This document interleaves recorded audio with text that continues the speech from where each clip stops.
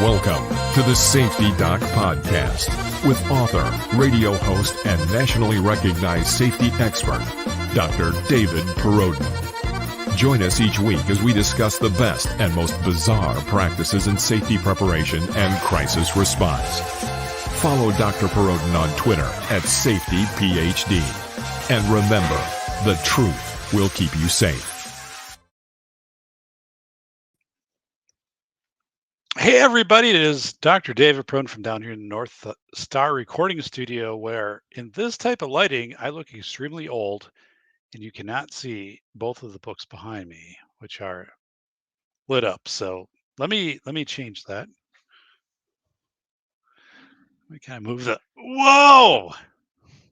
A searchlight right here. So this is like I'm telling a ghost story. Man, I don't think this works at all. All right, we'll just do that. So I don't know. Let's try to do this. Yeah, that's kind of a cool effect. Put it over here. So, all right. Yeah, I mean, that kind of looks all right, right? So, let me move the camera. That's not good. All right. Well, thank you for returning here to the Safety Doc podcast, where I want to thank everybody who participated in the show that we had earlier where I interviewed Megan Asui. That was phenomenal. I took an index card, big index card, front and back full of notes. We'll go back and listen to that show. But what motivates us? And I loved Megan's approach to the what if we had back in March of 2020 this committee, which would be tasked with getting everybody, not everybody, but getting people on board with like fitness, right? And she said, right, like use the celebrities, make up a song. I was thinking of Super Bowl Shuffle. We're not here to cause no trouble. We're just here to do Super Bowl Shuffle. Uh-huh. I wasn't thinking that. I was thinking more along like leaderboards and things like that. So that it did surprise me, but it wasn't where I was thinking.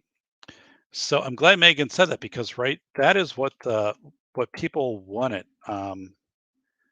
They wanted to hear from their celebrities, right? The people that they considered celebrities, and I think it's a really great point that she made on that. Uh, so let's do this right here. So this is what she was talking about, right? So like that we would bring in a Super Bowl shuffle type thing. So this was back in 1985 with the Chicago Bears when they did their Super Bowl shuffle. There's Bolo when he played for the Bears. A lot of people remember that. Bolo, 4,000 yards, 45 touchdowns, 2 interceptions, phenomenal season. And then he moved to Canada. But this might have worked. And I'm glad that Megan brought this up because, right, if you would have had a certain time people logged in, and not logged in, right? Because you take away the barrier of having to log into the internet, and what you do is you have people who can access it. The access is easier, right? I was thinking people have to log in, they have to sign in leaderboard and stuff like this. No, like you watch your TV, right? So it would be on TV at a certain time. So here's going to be the uh, fitness shuffle or whatever it is, and then like participate at home, and then like everybody watching, like type in this code when you do your Amazon order. That was really cool that she came up with that because that's not what I was thinking. So when I talk now about the book, I'm going to have this whole kind of new thing. So hey, Aztec Twins, if you haven't subscribed to the show, please do so from all of your YouTube accounts, all 9 of them. And welcome to Misty, Mrs. Williams, and of course Corey Slater and Bolo. And who else do we have? Bolo. There was a shortage of weights around Toronto when it all began. Yeah.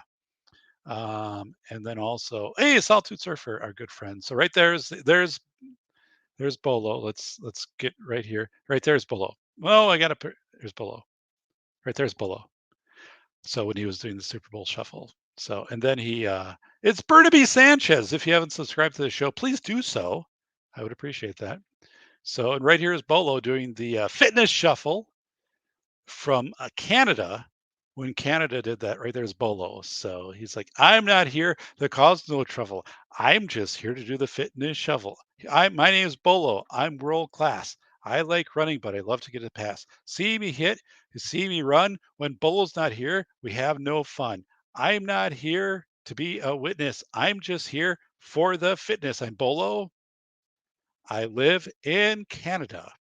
So Megan was right on with that. I'm glad because I wasn't thinking there. I was thinking to more complexity, which wouldn't have made it a reality. And she was like, here, like this would have been an option, right? So that's where I'm thinking, like, imagine this like committee in March and I'm there and Megan's there and Megan's like, here's an idea. I'd be like, yeah, that totally totally works. Like whatever idea I had, like kind of go here because I think that's it. So that is good. Wow. Ron said hi. His phone died. He's charging it right now. So yeah, the safety cam battery on my old S8, Samsung S8 only lasts about 40 minutes, but I can just plug it into a charger, but then I have to kind of manipulate all of that stuff. But let's see, at Bolo, there was a shortage of any physical activity.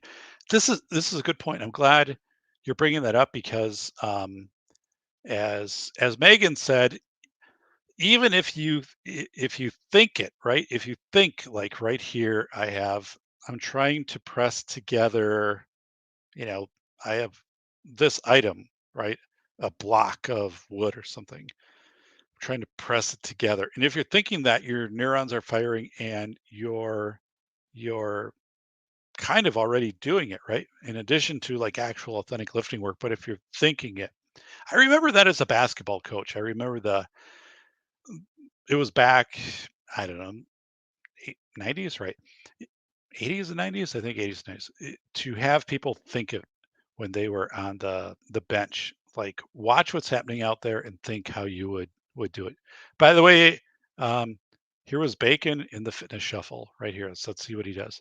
My name's Bacon, Inglewood. You might think it's pretty good. Yes, it is. Always has been. Now it's time for some fitness. Dun, dun, dun, dun, dun, dun, dun. If you need something good to eat, just go down your local street. Take a left at the sign. You will find Dismores. It's fine. Dismores IGA. All right, I don't have all of it worked out. But bags of taters, jugs of cat litter, 9 kilo for $7 Canadian, Corey Slater. So, man, but this lighting isn't great for me, but I can't really do much to fix it right now. So I look like a ghost on Halloween. So this is like when the lighting is normal, I think this makes me look old, but we'll just have to go with it. It's a special Halloween edition here. So so let's see here. Uh this is from Misty, Mrs. Wayne. Ron said to tell you, Doc, he's watching your stream on his account on the TV so you can get the thank you. I am literally within a couple hundred hours of watch to be monetized. So closest we've ever been on the show. So it's going to happen. It's all good stuff. And so yesterday I stacked firewood, and that was pretty wild. But I did manage to get everything stacked. So all the firewood is in for the year. And let me show a picture of what it all looks like when it's done. So, another 6,000 pounds of firewood that I carried yesterday. So I feel good though, because it's early in the season for me to have this done. So let's bring the picture up. That, my friends, that's all of my firewood. So this is This is 3 deep. So this goes up to almost 8 feet and then a little lower on that one. So and then here's actually the 4th pile in front. And then I've got these kind of mini piles here, which is first burn stuff. So, but this is all together, this is 10 cords of firewood. And it's kind of an optical illusion because there's actually a row in back of this, so it's hard to see from this angle.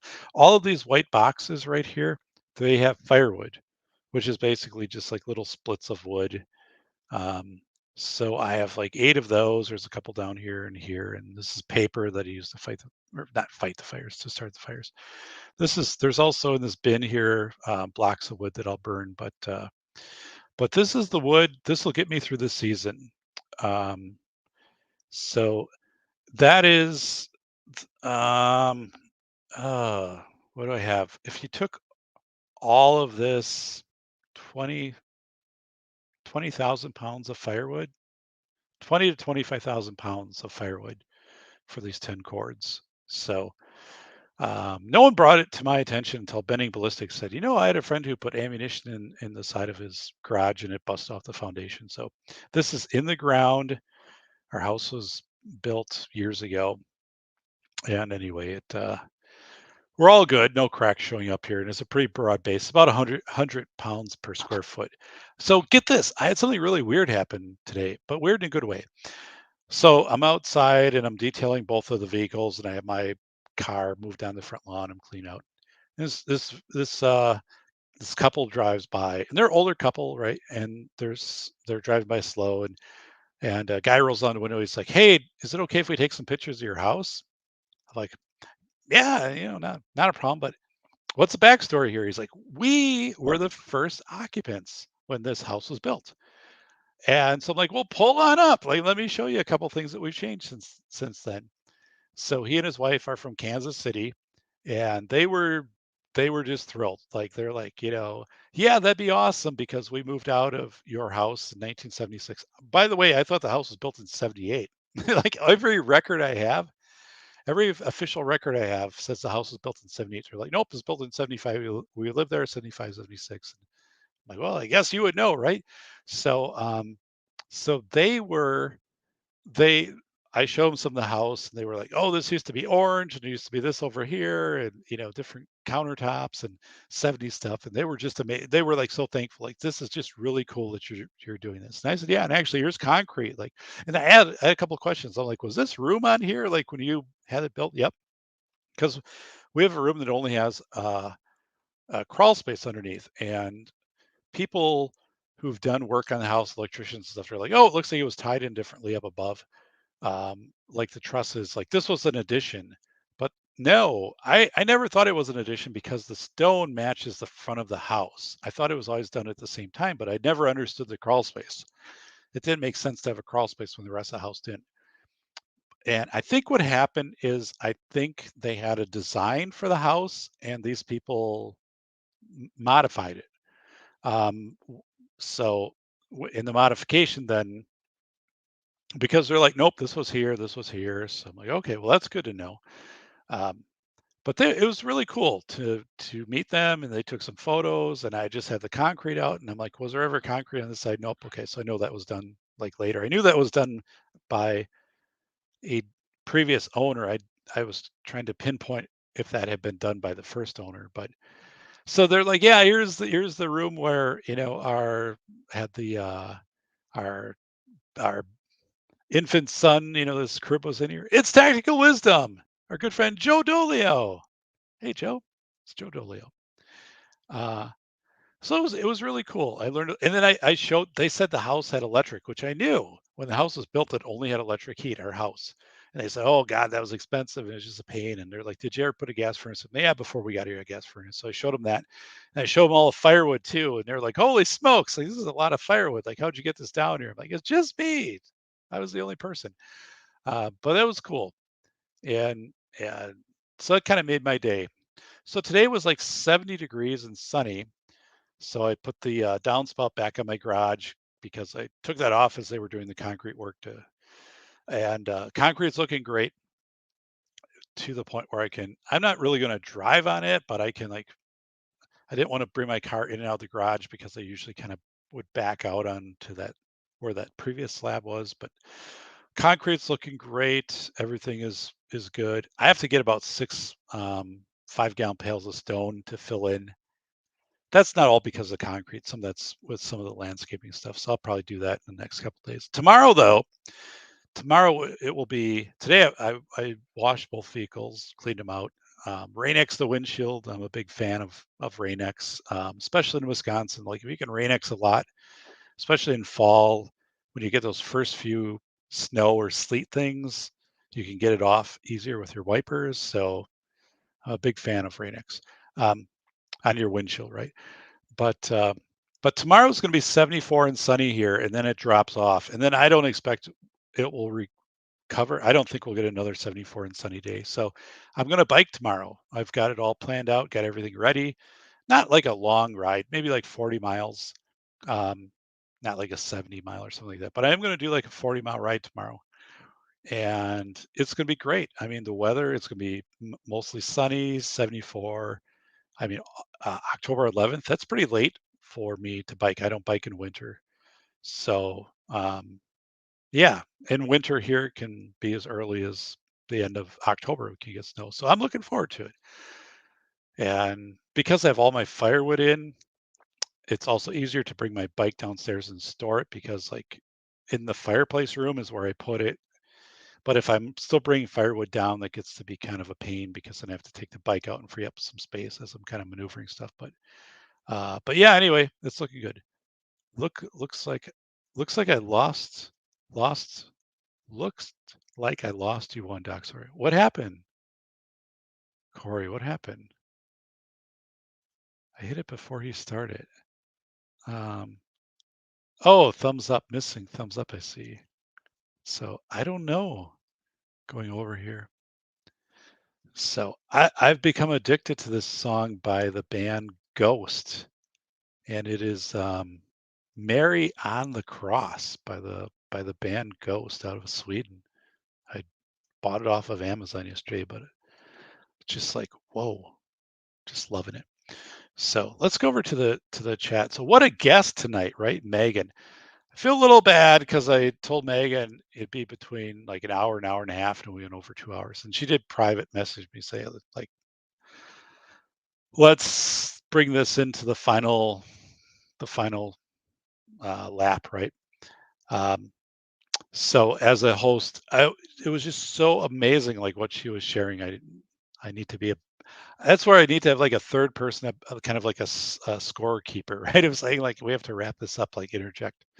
But oh my God, Megan is so awesome. She's just a brilliant person. Um,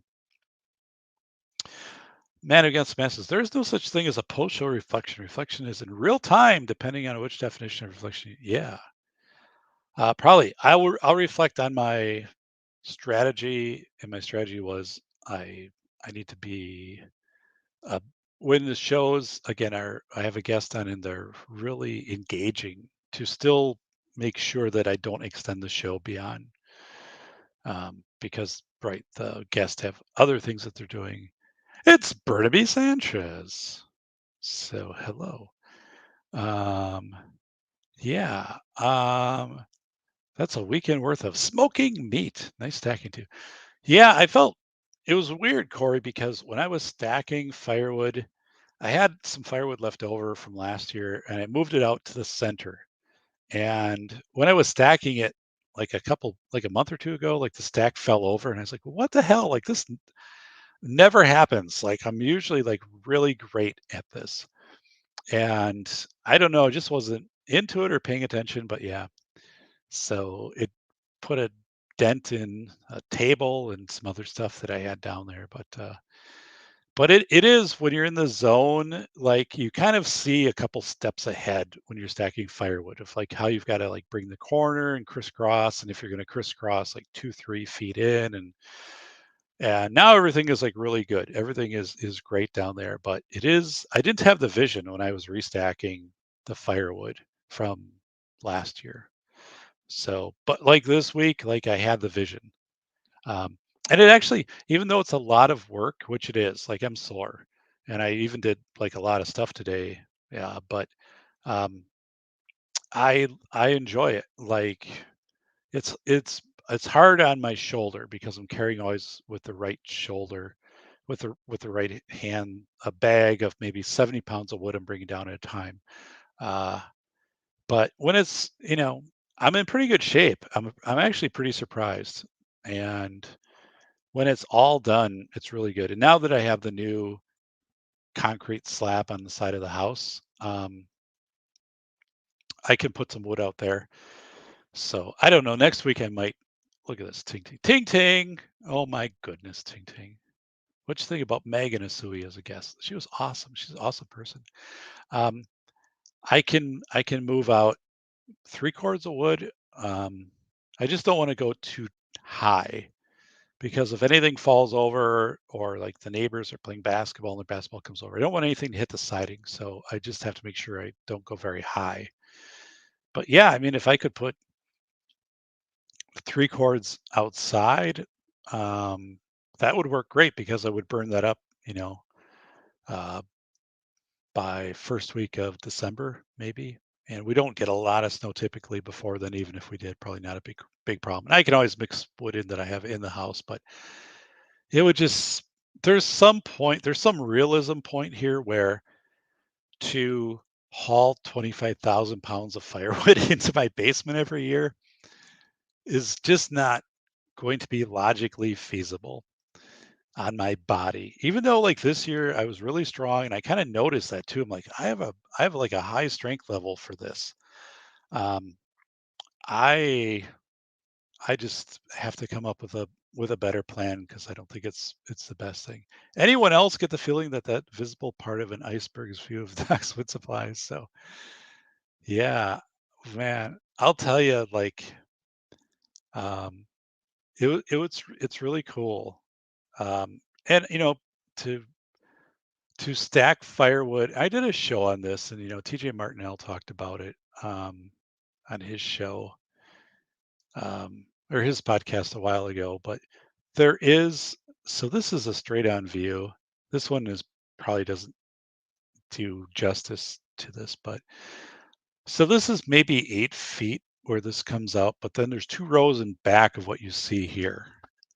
And then there's, maybe like a cord out here. And then this is all the kindling stuff. And then this is this is from my oak in the back. I had to cut down a big limb earlier in summer. So I cut that into what I call burners. And then right over here, I will just throw those in on a really cold night when I need the fire to keep going and kind of burn slow. I think I only have like 5 or 6 pieces over here, but yeah, that's from an oak tree in the back, a limb I had to take down. So pretty cool. But yeah, so there's about 110 pounds per square inch back here.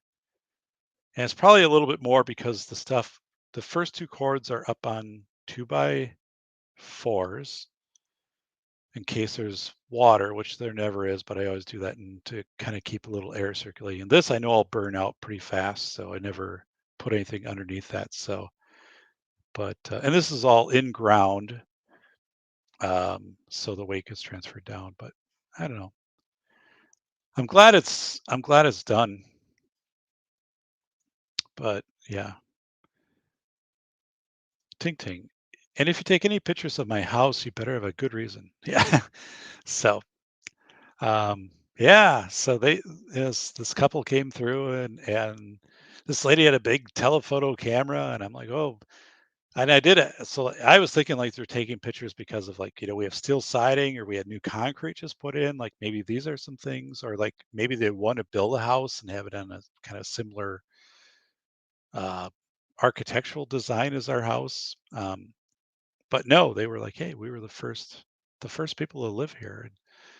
And I was able to vet them pretty quick. So yeah, but we have all of the stone in the front of our house, and it's the only house in the neighborhood that has that. So when it was built originally, to this day, that stone is still perfect. Like all of the mortise work and everything, and the stone is like 4 or 5 inches. Big stuff that was put up in the front, and it's this earthy tone, so it's like oranges, kind of southwestern tone, I should say. Like the house, if you plopped it down in Tempe, Arizona, they'd be like, "Oh, that house has always been here." And we have like light tan siding and steel siding, um, so it looks really.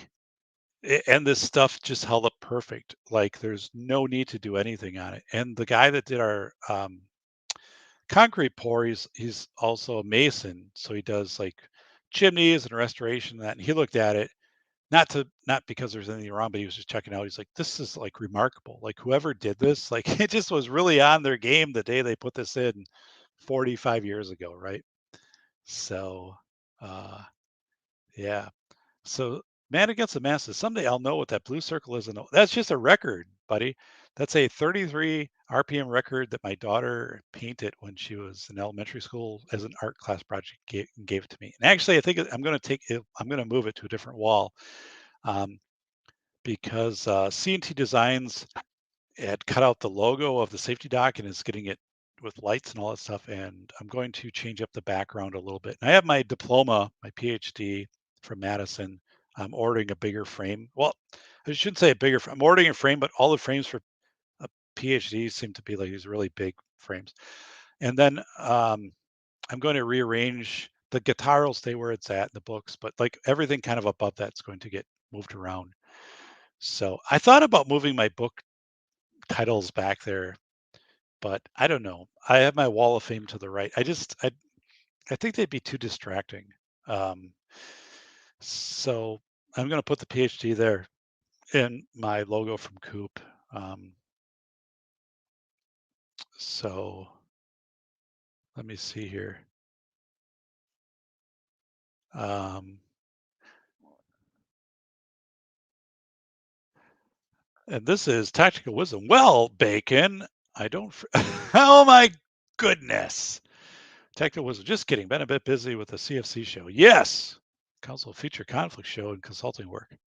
So, uh, Council of Future, which I gave you guys a shout out because I did a show and I said, here are 5 shows that I watch on a regular basis and I think you should check these out. And CFC was one of those shows. So, and of course, there's Jeremiah Babe, who every show is like, it is Monday, October 10th, here in California, and I am moving to Paducah, Kentucky. I am considering moving to Lone Rock, Tennessee. I mean, like, buy precious metals, invest in gold. Ladies and gentlemen, uh, I don't know. I like some of it, but it's like, okay, do it if you're saying you're going to move to California because you don't like, or you're moving to out of California, then move. Like after a year, if you don't actually make the move, it kind of hurts your show. I think Megan was great. So I need to do, I'll wait till tomorrow and do a touch base with her because the show went longer than what we had talked about. So I feel bad about that. I never want to be like, I don't want to, if someone I invite back to the show, right? I don't want to have to do this thing of, oh, like I'll make sure it doesn't go over the time. But God, Megan is so good. Megan is, I could, I could just sit down and learn from Megan. And I learned so much from this show that I will immediately bring into my book presentations about the velocity of information. The fact that she has the book from her local library was just awesome. So thank you, Misty, Mrs. Wayne. Thank you very much. Um, I need to actually make a note here to kind of check on my some of my book stuff. But so Z, hey, Z. Sorry I'm late. I guess I missed the show. So you can go back and catch the show with Megan, which is awesome. So hey, Z, you did staying strong out there, Bacon. So drink the beer. I'm out, by the way. I have to go tomorrow and get more. Have you protected your home against termites? That's something people need to look. Yeah, so Burnaby, so a few things. One is I seal up all of the rafters above this. I've been doing this 20 years. Not that nothing bad can happen, right? That doesn't mean like, oh, you've been doing it 20 years. Um, all of the oak that comes in is stored indoors, and the guy and his son who provide the oak, they also provide it to large restaurant chains that do um, wood-fired pizza. So I'm like one of his three residential clients. So I know the wood has been stored, and so I'm not getting like ash like with an emerald ash borer. And so oak, yeah, there isn't anything in it. And I monitor it, right? If there was, I would quickly deal with that. But yeah. Now that's another thing though, right? Like um if I hopefully I don't have to for a long time change wood suppliers, but if I have to do that, like I want to limit what I would have, and I wouldn't take stuff as high toward the rafters as what I do, or the floor joist. But I've never had a problem. Um, but yeah, I do monitor and burn stuff out. And that room is pretty cold. This room right here in winter, there isn't, even though the furnace is in that room, it's not a heated room, so you don't get much activity happening if you did have stuff in there because it's going to stay dormant. So, um, yeah. But anyway, it's kind of cool. I do think about that though, and I do watch, and I vet the wood before. I don't want it. This isn't my best option, by the way. Like my garage is big enough for two cars, but not for two cars and firewood.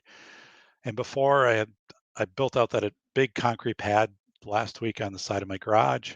And part of the reason with that was I wanted to be able to put 4x4s out there and stack firewood. So, you know, I think that's all going to happen now. But it's kind of interesting because the that slab, so it's like 32 feet long. I actually wish I could have gone longer toward the road, but I couldn't because the property line, um, I was within 8 inches of the property line. And if I would have kept coming forward, I would have had to change like the angle of the concrete. And then it gets pretty weird. Like if you're like, okay, go out here, but then do like a foot in and do like an angle over. Well, then people are like, what was going on with this? So like you have to have like, visually, aesthetically, like a clean split. And also if you start doing that, it weakens the concrete. So it did come out 6 feet further than the other original concrete pad that was out there. So I mean, all of that's good. Um, but where the back of it is, it slopes a solid 2.5 inches from the foundation within 9 feet. It's a pretty steep slope because usually, you're probably not being that aggressive. But we did a bigger slope because I don't want any water coming toward that foundation. I have no water problems right in the house, but I can deal with a little bit of a slope on that side if I'm putting wood out there, if there's a trailer or something, not a problem.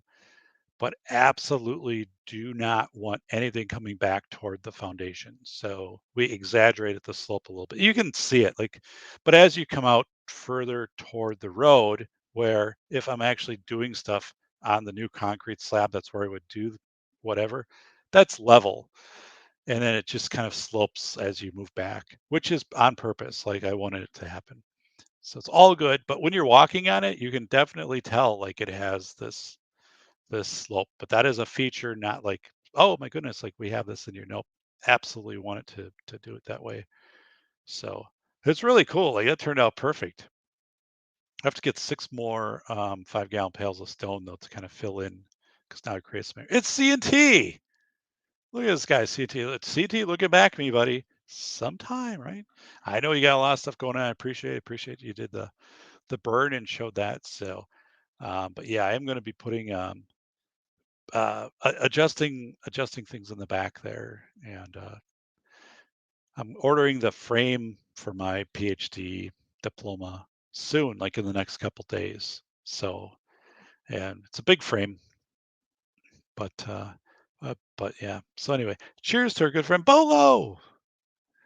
Okay, that is why you have kids stack. Yeah, my kids, my two daughters aren't stacking firewood, right? So it's pretty much me, right? And um, when my dad was younger, he used to come down. he's in his 80s now. He used to come down and be downstairs, so I'd bring the firewood and dump it out, and he would stack, so like it would be fast. But I don't have him do that anymore, and um, but it is one of these things where I'm looking. Yeah, I don't know. I could do. Um, I don't know how long I can keep doing this. I feel great now. Actually, I feel better than kind of in previous years doing this. Um, so, but there's also just a point where now with the concrete pad, I'm like, I'm gonna put some 4x4s over here and put it 3 cords and just pull off of that first burn, um, and put a tarp over that. I mean, why not? I'll have it gone by December, and then I don't have to like spend all of that time. Ting ting. I wish I could break my foundation with that amount of wood. Yikes! Why? Why would you want to do that? So it was never a concern until Benning Ballistics like kind of mentioned something to me, and I'm like, he was talking about um, he knew somebody who put ammunition in the corner of their garage, and it broke off the foundation. So I can almost smell the sawdust now. Man, I'll, actually I have to order. Put a note here. I have to order a couple of furnace filters. Uh, I've got one left. Furnace filter. I had that changed up in summer. We used to have an electronic air filter on here, and then we replaced the furnace, and that never really worked. As a big myth when they tell you, oh, there's an electronic air filter. And God's sakes, like trying to like clean that thing was like trying to wipe down 10 knives. I mean, I'd get all cut up, and it never really worked well. So I had it redone this year. They took it out, I guess, and they put in a 6-inch air filter that is easily available. It's like kind of a universal for Linux and things like that. So, which has worked really well, but I need to get a couple more of them because with cats and also like burning firewood, you just got to be changing out your furnace filter a little bit more. So, yeah, I haven't had any termite stuff, but I'm watching. I'm always watching. Um, so we have our property sprayed for carpenter ants because that's a big thing in our neighborhood. Like I have a neighbor who has a house with big wooden pillars, like 2.5-story pillars in the front of it, and carpenter ants completely ate one of the pillars away, gone. And then when we were having our house renovated back about 12 years ago, the carpenters said, "Hey, like you've got like ants like coming in on the side." So then we got on a regular schedule and with a termite guy, not termite, but the pest guy. And we haven't had an issue since. Plus, like our neighbors have taken down some trees. We've taken down some trees, and um, I put in kind of a widened out the barrier between the house and the foundation. Like the siding and foundation is a good foot. So, um, but no, you're absolutely right. Like if you get issues like that, that's a hell of a thing. Um, so, loving life, man. It's Bolo. It's loving life. As I shared with you guys, I'm doing a bike ride tomorrow. I like this headset, by the way, but I'm still ordering the mic and other stuff. Um, and tomorrow will be the last bike ride of the year. That's it. Um, dun, dun, dun, yeah. Then so which is actually good. I usually don't get to bike this late in the year. Um, so 74 degrees and sunny. It'll be nice. So let me show you guys. There's the concrete slab taken while I'm standing in the garage. So this goes back 32 feet alongside the garage. So this is 11 feet from here to here. It's 11 feet. This concrete slab, when the house was originally built, is 8 feet, and the other one is 8.5 feet. Um, I was kind of so you can see this edging over here. That's where the original concrete pad ended, and then it came up to right about here. Um, So, you could never park anything really back here. So basically I push out 6 feet. But if I would have gone further, like our property markers out here and I was running a line, so this strange edge, now this is all poured as one pour, and then it's just the groove is cut into it there. But I was hoping I could take this out a little further, but it just got too iffy with the property line. We have to have 8 inches back from the property line for a permanent structure. Well, basically for pouring concrete. If you're putting up like a garage or a shed or something, it has to be within 5 feet. You have to get a permission for it. But so this is pretty much in the footprint of the previous pad, but it's bigger. It comes out further, and the other one's all damaged and stuff like that. But and I'm actually going to. I told our neighbor, I'm like, I'll pull all this stuff out because they had this in here before they moved. It was the previous owner. I'm like, I'll pull this out. I'll make this look really good. That's their fence, not ours. That's actually right on the property line. So you can tell, like, I couldn't risk it. I couldn't bring this out further, even though the neighbor was cool with it. But and I really wouldn't have gained a whole lot. I This bush I'm gonna have to move. I'm gonna move it 20 inches toward the road, which still keeps me a little bit away from like if there's ever sidewalk put in here. But yeah, it's good. I mean, it definitely.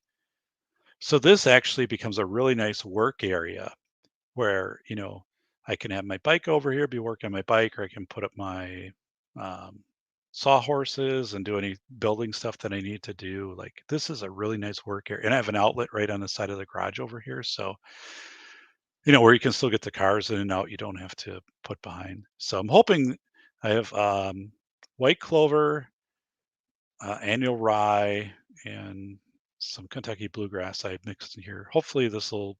It's been in the 50s and 60s. Tomorrow will be 70. I put this down Thursday. Hopefully this will start to grow before we get some hard freezes. So this is all kind of clay. This is sandy soil, so this should hold up a little better too. Um, so anyway, and then yeah, this I got to move my fire bush, but I don't know when I'm going to do that. Um, our neighbor did allow us to take down the fence when this was all poured and stuff like that. So 6 bag concrete right here, broom raked, because in winter, right, if you're on the driveway, you're getting out, you want traction. So that's why this is all put together. But I'm happy with it. And should be pretty cool. So um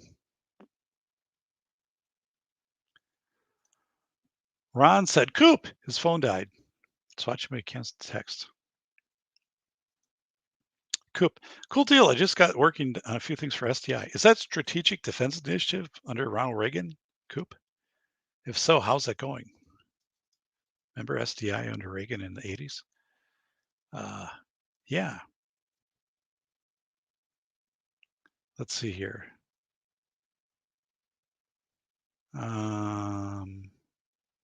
Buying gold and silver right now is like getting gas for $1.50, and yet people won't buy it until they can afford it. Yeah, right.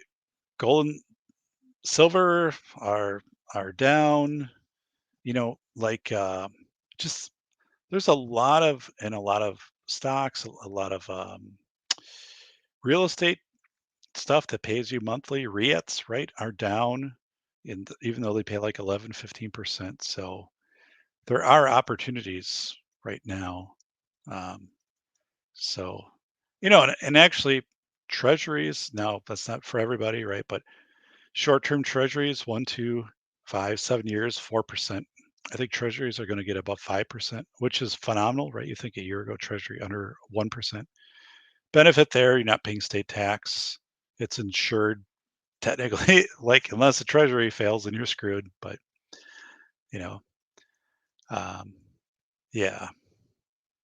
What's up, Doc? It's Benning Ballistics. I was telling the story about your friend who put the ammunition in the corner of his garage and the foundation split off. That still freaks me out, especially when I have 25,000 pounds of firewood in my basement, but I think I'm okay. So, yeah. Hey, Doc, you Curtis Ron Wayne. So, thank you to all of you, Ron Wayne, Corey, CNT Designs, Mrs. Wayne, Saltude Surfer, Bolo. Um, we are within a few hundred hours, like 300 hours maybe, of being monetized which is great. 1,236 subscribers, I think, which is, the record high. And so it's happening, right? We are getting there. It is awesome. So I'm excited. I mean, maybe by Christmas that's going to happen. This show will be beyond the 4,000 hours, be monetized. So I don't know what I'm going to do for next Monday night show. I've got to, think through some things, but I want to have some more guests on. So we'll see. Let's see what's happening here. Dun, dun, dun, dun, dun. Z saying, I usually go to tire shops around the end of the month and trade a case of beer for a bucket or two of lead tire weights. Oh, that's a good idea. It's a good idea. Um, yeah. So got my first live stream on bending ballistics. Out of the way, CNT Designs. You were yeah, you were a guest. I was stacking firewood. I didn't get done yesterday until 9 or 9:30. I think it was before 10 stacking firewood because the delivery was late because the guy was watching the Packers game. Packers lost, but they played in London, so it started at 8:30, and then I took a little bit of a break too. But anyway, so yeah, Ron, I'd love to have you on the Safety Doc podcast. So let me know. Let me know. So number of you here in the chat I'd like to have on the show. Ting Ting saying, I have a worker who comes over and been splitting wood and doing house maintenance. He's a good guy. Very cool. So I'm very fortunate that I have my firewood connection, right? Because like these guys are like, they don't sell to the public, and because I do order a fairly substantial amount of firewood, right? We're all in good, but yeah. We had a maintenance guy here today. The front burner on our stove went out, the surface burner, right? So it's electric and it's a glass top. So we bought it, I don't know, 10, 12 years ago, and everything else is still intact. The microwave, we had to have service because it just stayed on and there was something wrong with the switch. And then that place went out of business. That was local, and dishwasher still works in the fridge. But so we bought it all at a time. So it's kind of a set. And this guy, he's probably in his 30s. And he has this appliance maintenance business, and he won't do refrigerators, but he does other stuff. So I contacted him. He moved into our area. Excuse me. And I looked at his Facebook, and people just loved him in the other part of the state they lived in, and he got here. So I emailed him and said, hey, so he's got this, we've got this issue going on. Oh yeah, so he came over and checked it out, ordered the part, and then came today and put it in. So $211 all told, which I thought was very reasonable. We don't have to new appliance hunt. Everything else is working great, very professional. So that's really like, you just don't have that anymore. And I told him, I'm so glad you do what you do. Thank you for doing that. So let's put the light over here on the books for a little bit. So there we go. Books are lit up. So Irish Spring, really, it's kind of my soap. That's new concrete. So this is all new. This was poured on Wednesday.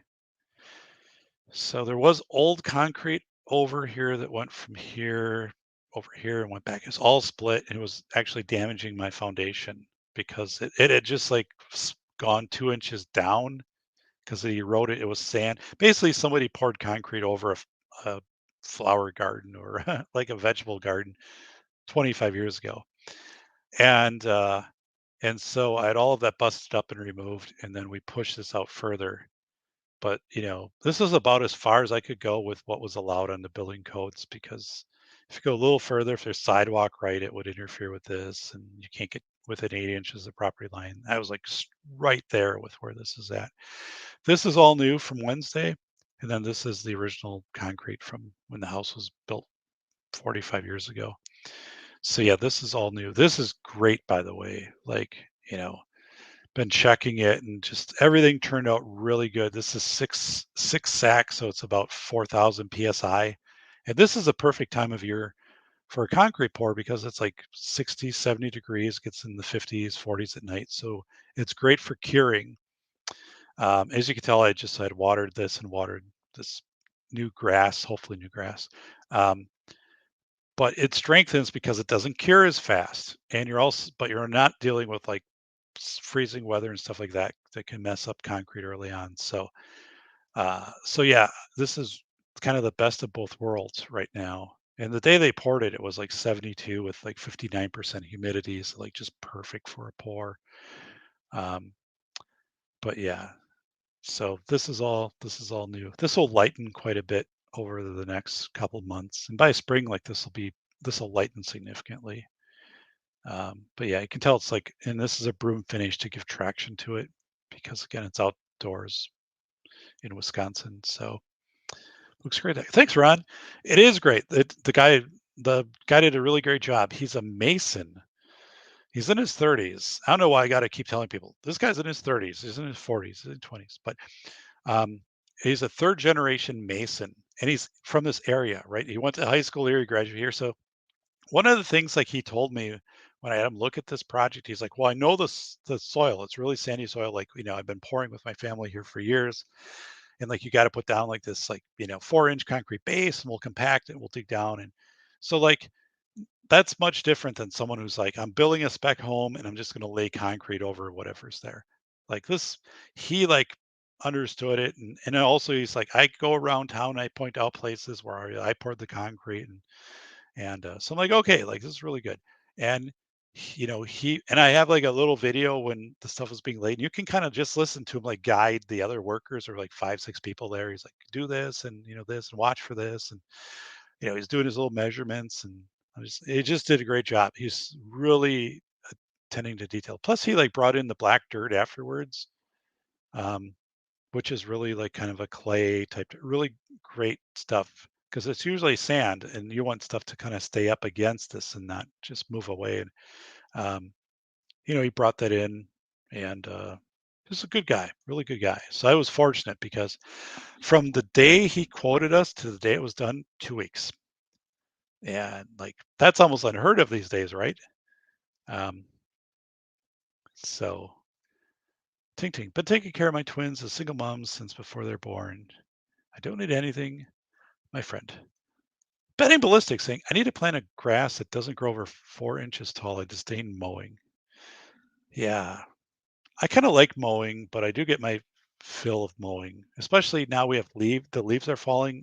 So I just change it to mulching. But there's I'll mow like twice yet for the year, and then I'll be like, that's it. I'll deal with the rest of it in spring. Um, I like to Betting Ballistics. I don't use like chemicals in my lawn, as far as to try to suppress like broadleaf stuff. So I plant a lot of clover, white clover, and I get it from the feed place, right? And that will never grow taller than 2, 3 inches, right? There were clover lawns in the 50s and 60s. That was pretty common, but my lawn has a strong clover presence. And then it brings nitrogen in, it looks good, it's drought resistant. So, and it handles winter really well. But yeah, I think what you might be looking for there, buddy, is just white clover seed. Um, so I think it's great. Like it's probably about 30% of my lawn, and whenever I have to reseed, I always reseed with a clover blend, white clover blend. So all of this has white clover in it. Plus, I have some annual rye, which I normally wouldn't do, but because of this time of year, I just want some root system to set up. And then I have Kentucky bluegrass and a little fescue in here, but um, you know, so check out that. No sidewalk is an advantage in snowy legalities. True. There's supposed to be, so like here you can see my neighbor's driveway. Well, if I put it up here, That's my neighbor's driveway. So the city owns from about right here over. So about 20 inches, 22 inches in front of my fire bush is where the city owns this. And then they would put sidewalk, it would go through. So like I can move this 20 inches and still be okay. And I don't know if they'll ever put sidewalk through here, but it's in many parts of our neighborhood. Um, but yeah, not having a sidewalk is, and our sidewalk would go downhill, so right, people could slip. But it's interesting. I'm actually amazed because we're 2 blocks away from like all of the schools, and they put sidewalk in part of our town where like nobody walks, right? And yeah, like in our area, they don't do that. So, but check out white clover. But you have to typically go. I don't know. But I typically go to just the feed store, like the farm. We have one out of town, and then I'll be like, hey, I need like 2 pounds of white clover because they plant it for animals to graze on. But in lawns, it works really great. The only thing is like if you ever use a weed and feed, you'll kill all of it. So I don't use that stuff anyway. I typically dig out um, any anything. I don't have a big yard. It's not a small yard, but and I have time and I kind of like to do that. Dandelions and stuff like I will just manually, dig things out. So Bermuda grass, yeah. Our I don't know. I think our house always looks really, really good. People will say that too, but part of that is just keeping your house up and um, you know,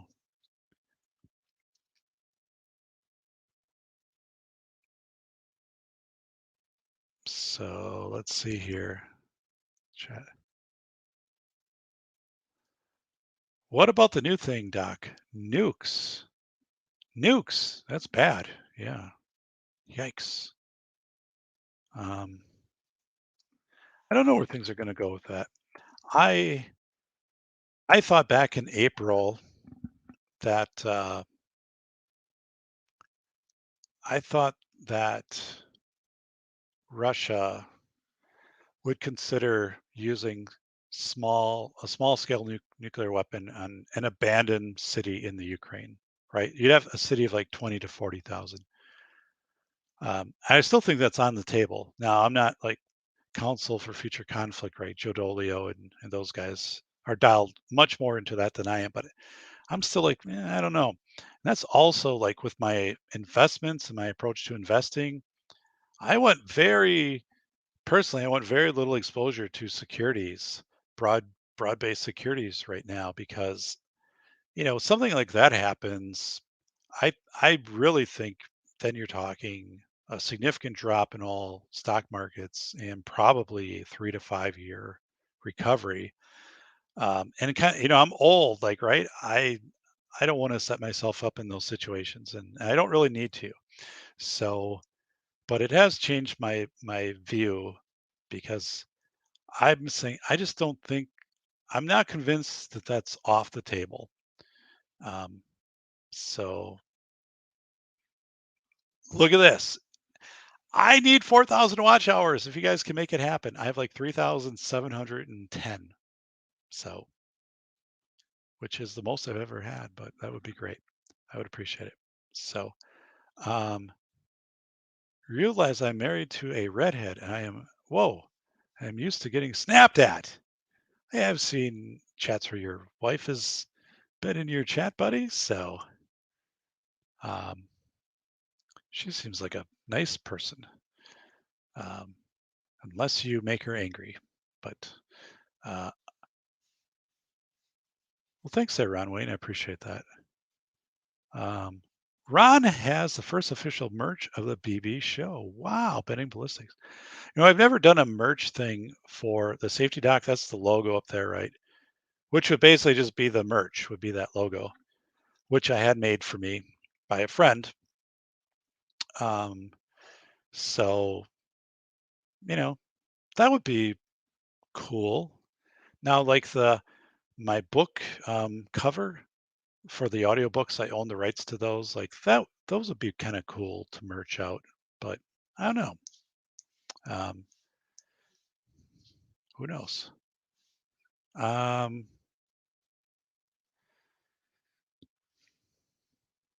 Let us see.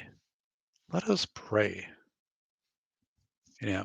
So I grew up, I'm still Catholic, but when I grew up, every Saturday afternoon or Sunday was church, and as a Catholic, you always had these maneuvers you had to know, like, okay, now it's the kneelers, now it's the shake hands, peace be with you. Like, it's a lot to remember in that whole thing. So, oh, like you started to kneel, but it's not a kneeling time. So then you got to kind of make it look like you're picking something up off the floor. So, yeah, I have a good friend who's a priest.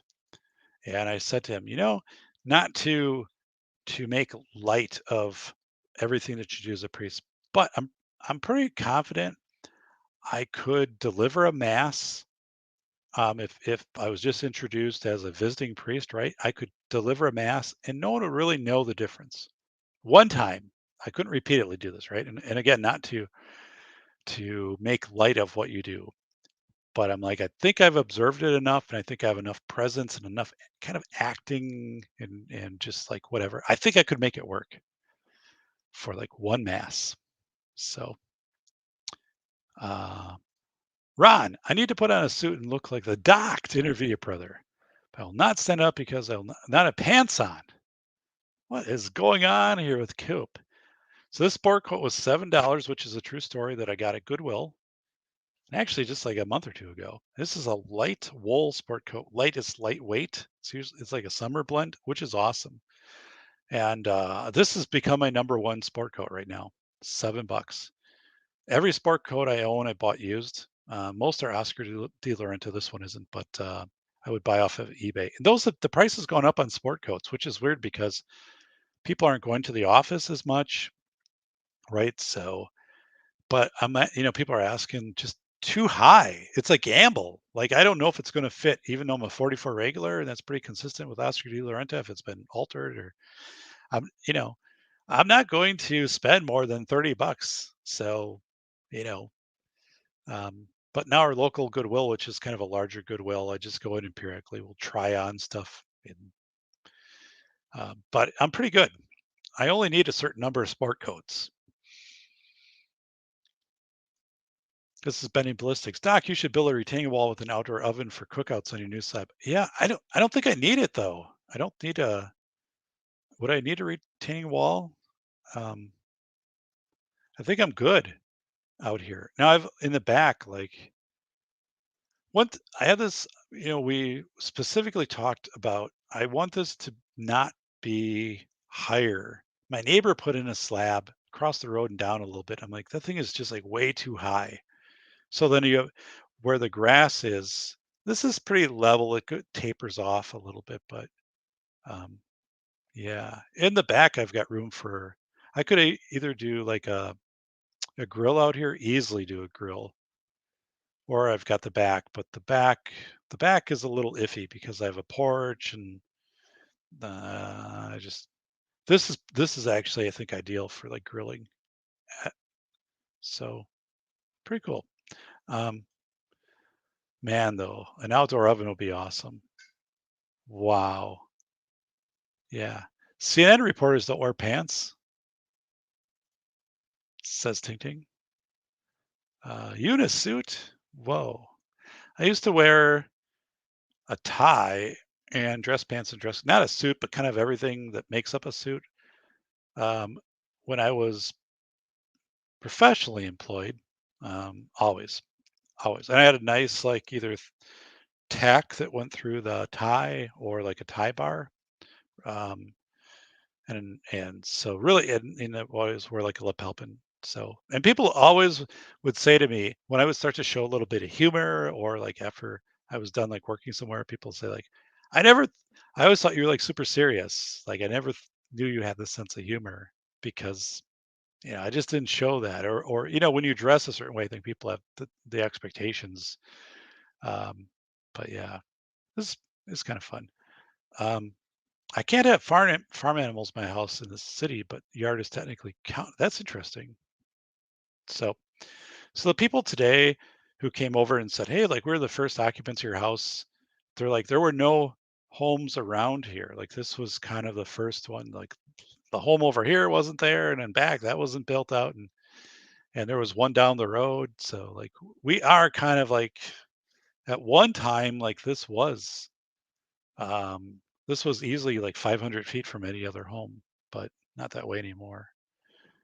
Um, so if I were rich, says Ron Wayne, I'd have realistic AstroTurf. Yeah, our high school. Talking about AstroTurf, our high school is like the only school that doesn't have that stuff. But they put in a new track, and then they put in this pit where you pole vault and stuff, and there's like a foot of grass between the two. And I'm like, that doesn't make any sense. Like, who's going to mow that? And you should have just done AstroTurf for this small section of 20 feet long of just like put that in as an AstroTurf, right? Because it didn't make any sense. Never seen such a stupid box of polished rocks until I see the CNN reporters. I never really held a disdain for reporters in the news until I got to be in my 40s. When I was in college, though, my roommate Nate just hated the news. Yeah, he was onto something. But yeah, I don't have respect. I mean, the sensationalism, and when I start to actually do the objective stuff, what you could do too, and you watch ABC with David Muir at night, breaking as we come on, and you write down like the first 6 stories and what is prioritized and what's not. Like it's all just fear and sensationalism, and the talking points are just spread across these reporters from show, whether it's Minnesota or Wisconsin or New York or whatever. But um, you know, they're entertainers, and there's no investigative journalism, right? Why does that have to be white clover? It could be red clover. Coop, it could be red clover. I think this is white and red, so could be red clover. So um uh yes. Um News quote. Safety Doc, nukes, that's bad. Someone call CNN or MSN breaking news. So yeah, I'm boy oh boy. I'm I don't know where things will go with what's happening over in Ukraine, right? I don't think it's off the. I think it's symbolic. Anything that would happen would be symbolic, right? I don't think it would be like an area that would be populated, and it would be small and tactical in some area that's already been abandoned and everything's cleared out. Um, but I don't know. I feel like we're in this weird race for the midterms. Like if we can get to the midterms and maybe turn the corner there, then things can possibly get sensible by 2024. Um, that's what I'm holding out hope for. We have a number of state elections like here that can flip and governor, and I think it is going to flip in Wisconsin. So I think things are going to move. How can I order your books? Thanks for asking that, buddy.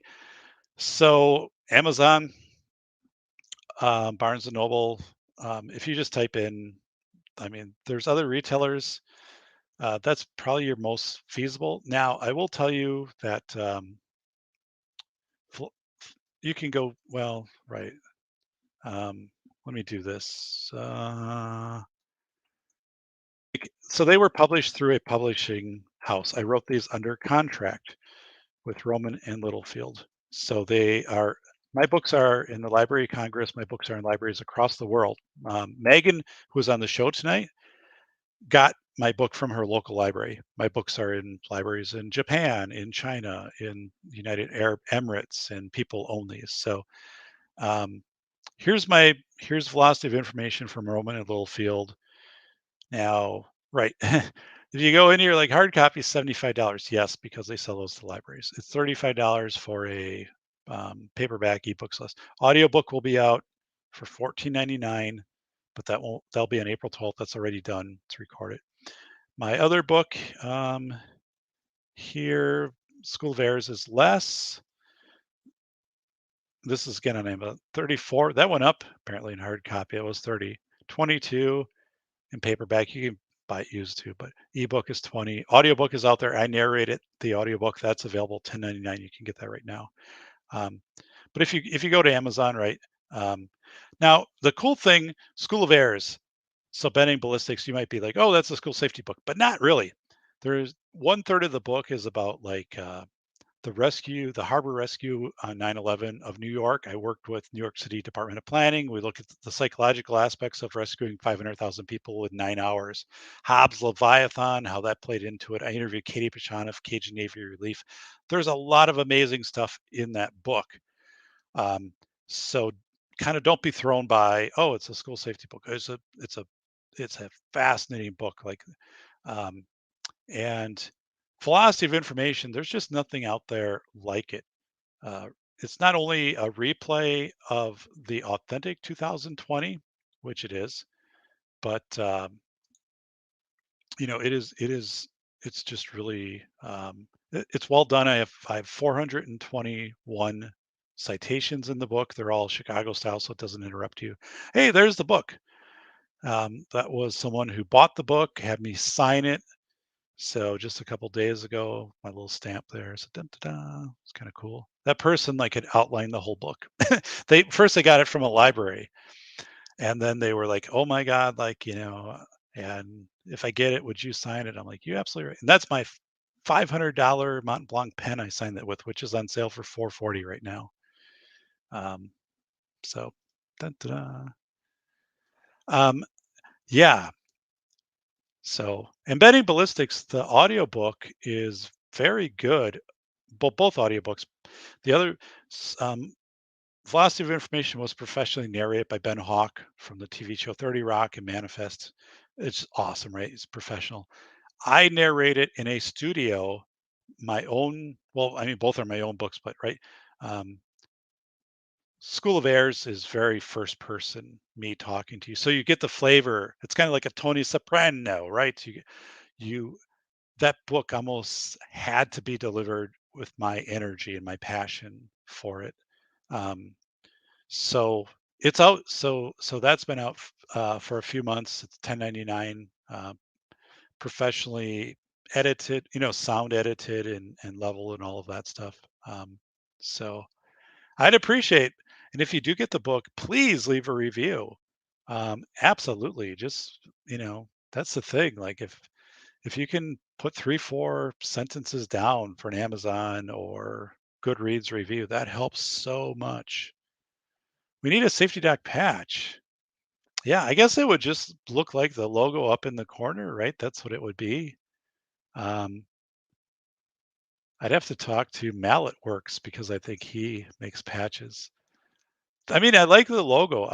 I'm not going to change it. My other logo, so I had that made. I have to go here. 40, oh no. Jeez. Main bullet logos. Let's look here.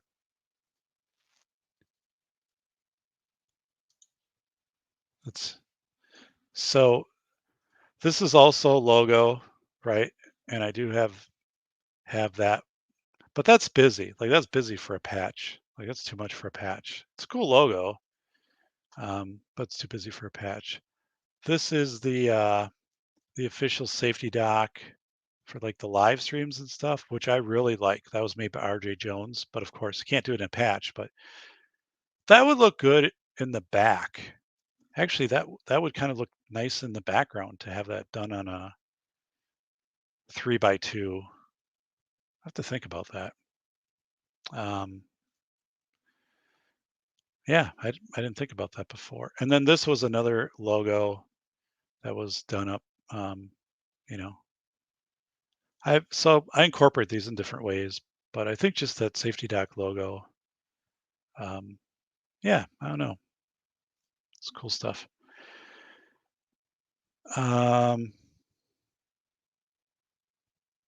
Dude, shirt. Nukes are bad on the front, my logo on the back. I don't know. That'd be a shirt. Um, I think I think there's little slogans, right? We came up with one on the show the other night, and it was like friction creates traction. And I think that's a really good logo. Bolo helped us out with that one. And I used that in class. And first I put friction creates and I just put a line. And then I say like, what does friction create? And then like people go all over the place with that because they don't really know where I'm trying to take them. But and then when you say like friction creates traction, people are like, oh, that's interesting. I'm like, well, yeah, right. You go out these scenarios like, you have these locomotives, um, your big trains, right? And they have little things that shoot sand down on the wheels that turn and propel. Even to this day, I mean, it's not like an old technology; it's still used to this day. So if they're going on a grade or the track is slippery or too much weight or whatever, it gives more traction. So it's all about traction, right? It's not how powerful you are. If you have power but no traction, you're not going anywhere. So like that made sense. That was a really good. So that's something where I'll use that in future classes. I will always be like friction creates, right? Now, too much friction destroys things. So if you're a school administrator, right, or whatever, and you have too many confrontational interactions with people, it's you're going to be gone, or you'll just be nothing will happen, right? If you get people to the point of kind of being uncomfortable, or they put their position out doesn't line with you, you got to kind of meet in the middle, somewhere like that. Who decides what the middle is? But friction does create traction. There's too much today where people just go along to get along. They join a parade to get to where they're going, right? Instead of introducing a little bit of friction. Friction isn't disrespectful. So I think there's something there like friction creates traction. I think that's a great motto. If I was running for political office, which I did and I got defeated, I would actually use that logo, friction creates traction, and basically say, um, you know, I'm not afraid of conflict of different opinions, right? And we should welcome those because that's what's going to, move us forward. Um, I don't know. I have to think about it, but friction creates traction. Safety Doc logo. Hey, that's awesome. Well, let me. I don't know. I don't know any of this merch stuff, man. So if we get monetized, maybe we could create some stuff. I think a Safety Doc mug. Well, everybody does a mug.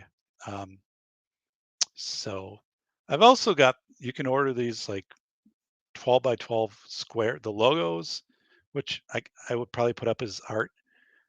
Honestly, I don't have the Safety Doc kind of anywhere up because Coop has made the metal. He's kind of finishing it for me, and that's going to be the centerpiece. But now that I think about it, like that might be something in the back. I don't want it too busy in the back where people are kind of having to focus back there. So like having a couple things that people, oh, that's a degree and stuff like that. Um, so yeah, that's all good. Wow, CNT and Ting Ting, you guys.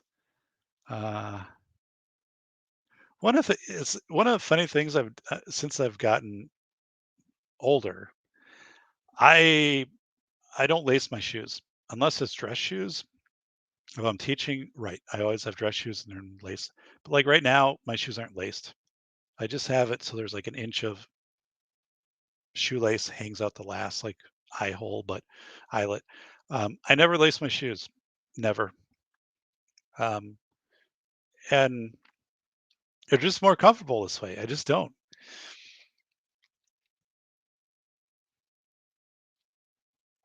So no one's ever called me out on it. I think it's kind of a cool thing.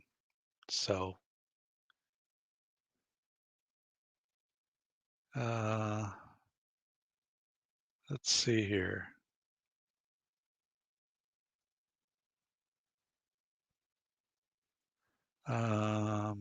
I was trying to catch up in the chat.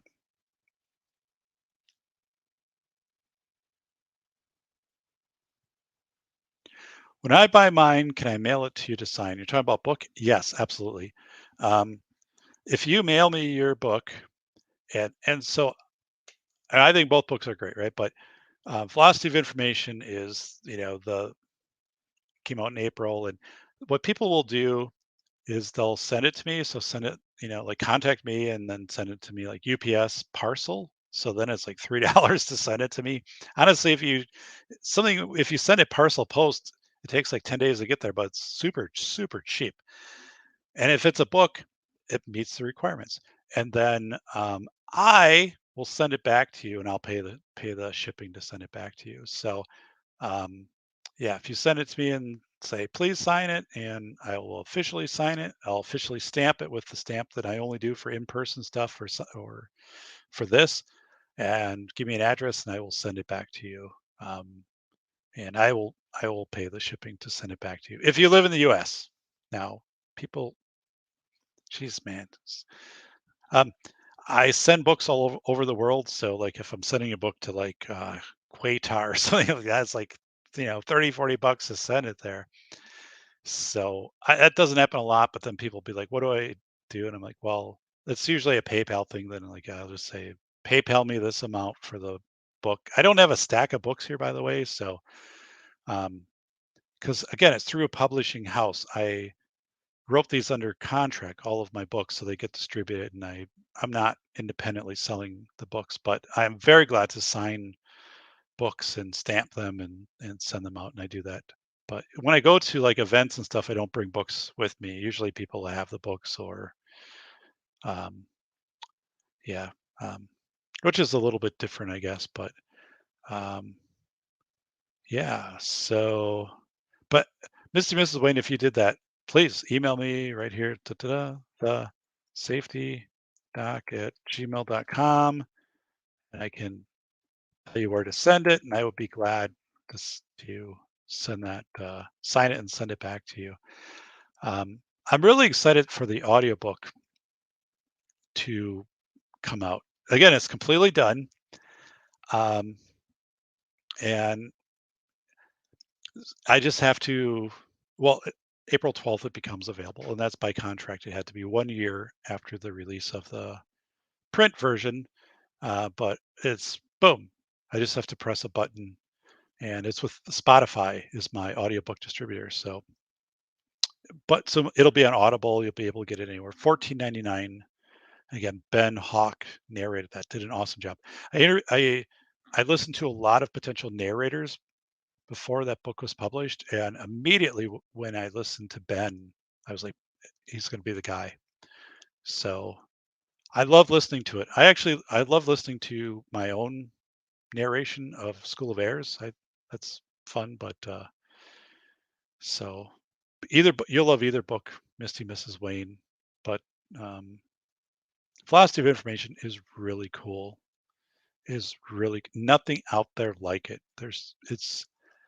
I I'm just I'm so glad I took upon writing that when I did. I said probably 4 or 5 thousand hours actual to put into that book. The people I interviewed, the um, member checks who read it, my reviewers, stuff like that. So like it's extremely well done. You'll love it. It's like conversational. It's the entire book is conversational. Um, Plus the graphics by Amy K. DiStefano are awesome.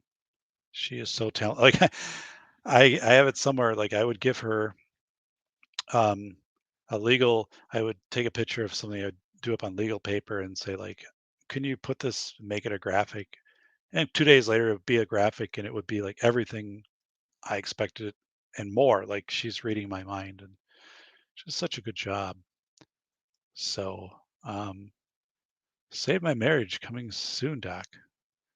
Whoa! All right. You can leave a funny Amazon review. What's really cool is when people take a picture of the book. I think someone took a picture of the book and there was like a squirrel next to it. They had it like out on their picnic table and stuff like that. So yeah, that's cool. That's very cool.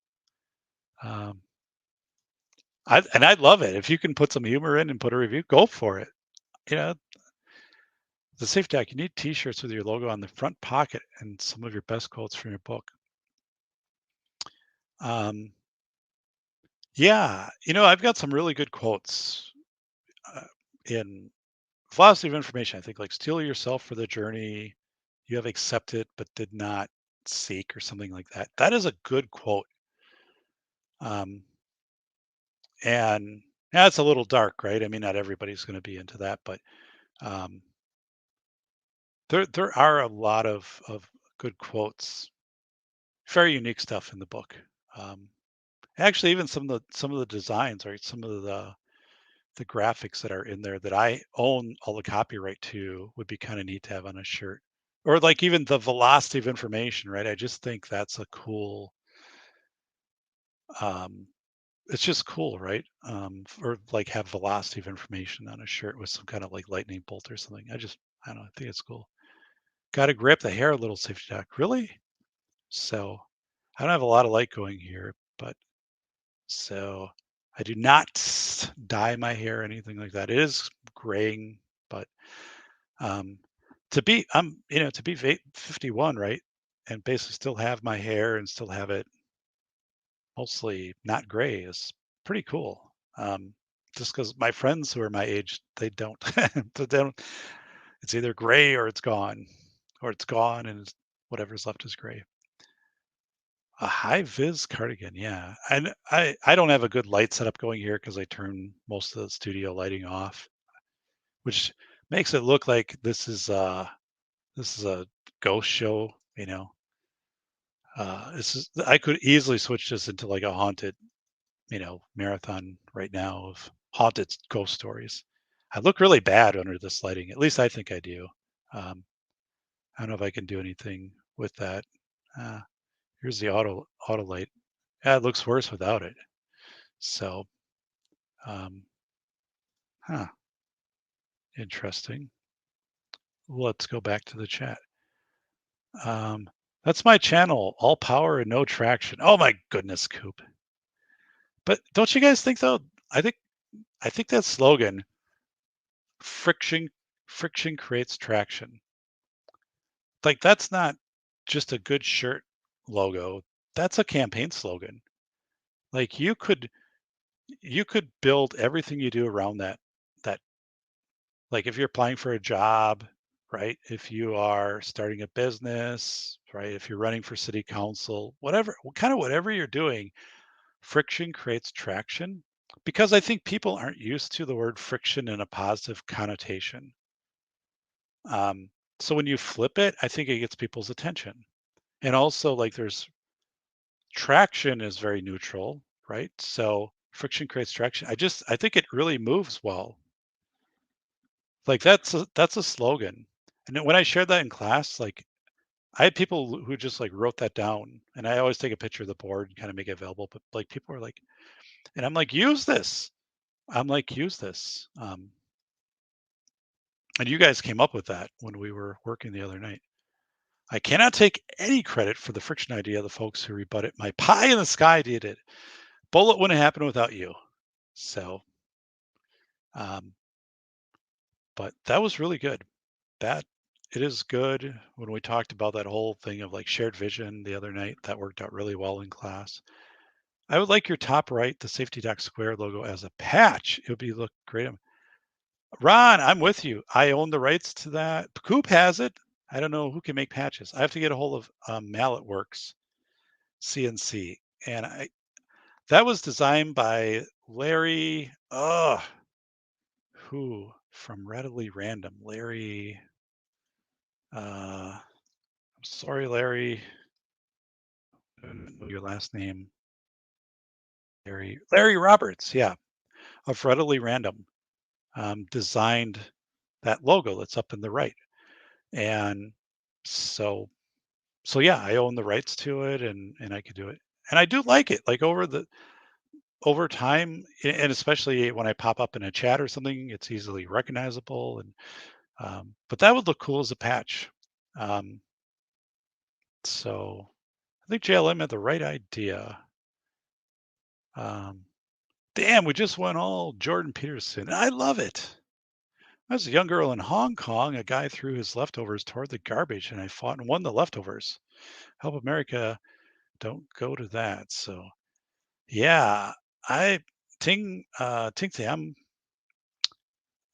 I don't I'm very observant right now, and especially like the stock market, 29,000 versus like 36,000, and like every day seems to like be ratcheting down. And but with that, right, there's massive loss of wealth. And what does this mean? And I'm also kind of just, I mentioned this in a previous show where I would expect capitalism to have solved the supply chain problem. And normally I think capitalism would have done that. But I think government has such control over supply chain now that capitalism can't break into it, right? Like people would come forward and say there's an opportunity to make money to get things delivered on time or to get whatever manufactured or jump in and so it's like capitalism itself is kind of broken um, because of the barriers to entry or whatever or I don't know but it's really weird to explain. It's like it's like after a hurricane, right? Like Hurricane Ian, you would have these all these resources would flow into the area, workers, equipment, food, stuff like that. It might be high price for a while, and that's people can say that's gouging, yes, but it's also the cost of getting things in there and there's some of that to be expected, right? But it does level out over time. But we don't have like nothing there isn't any concerted effort to solve the supply chain. Nothing on a government side, which isn't, I guess, surprising. Although, again, I would expect kind of like Megan and I talked about, like a fitness campaign. You'd have a like a supply chain czar that would be appointed, right? And they would have like three things that they would be in charge of. Uh, you know, um, Making sure that gas is getting distributed to all of the nodes of distributors, or whatever the hell it is. But the fact we don't have that, and as I wrote, and I still believe this in my book, Velocity of Information. When Tyson Chicken in I think March or April of 2020 took out this full page ad, New York Times, the supply chain is breaking, we can't get you food. I thought that was hyperbole. Like, yeah, but it was the same time PPE loans are coming out and all of this stuff, and I was like, I'm not sure. I think Tyson's kind of has multiple motivations to do this. But today, like the system is broken. Um, And I don't think it was broken back then in March and April. I think it was shocked and it was trying to adjust. But now I think it's broken. Politics have broken it. It's politically broken. Um, so it's bad stuff. Um, yeah, let's see here. Uh, Price gouging is a tax on people who refuse to prepare for hard times. Yeah, I think I think there's some argument for that, unless it's completely unanticipated, that comes into your area, right? If you're in Florida, there is an anticipation that you're going to have hurricanes and things like that. But I think I've talked about this on previous shows. I don't know if it was with Katie Pashon and Cajun Navy Relief, but there is some market, you know, economics, right? After disasters that get resources in and then things level out after that. And if you eliminate this price gouging and stuff, and people say like, "Oh, docs for price gouging." No, but on this broader scale of capitalism and moving resources on a short term, some of this stuff happens, and it's probably always happened. And if you don't have it happen, then the resources don't flow into that area. You could say, "Well, the government subsidizes the flow in," but it doesn't work that way, right? FEMA's not helping all these people out in Florida right now. I mean, you've got Cajun Navy Relief and Texas Navy over there, and I would argue, from what I've heard and from what I know previously, is FEMA's not doing a whole lot down there. So Ron saying my hair never turned gray; it went straight white. Friend of mine, his hair went white.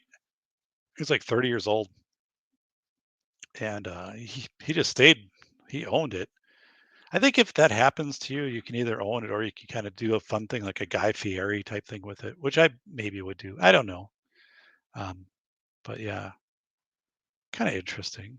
Um, Z, what are we up to? 150 food processors have burned down? Yeah, there's one not too far from me, made the national news a couple months ago.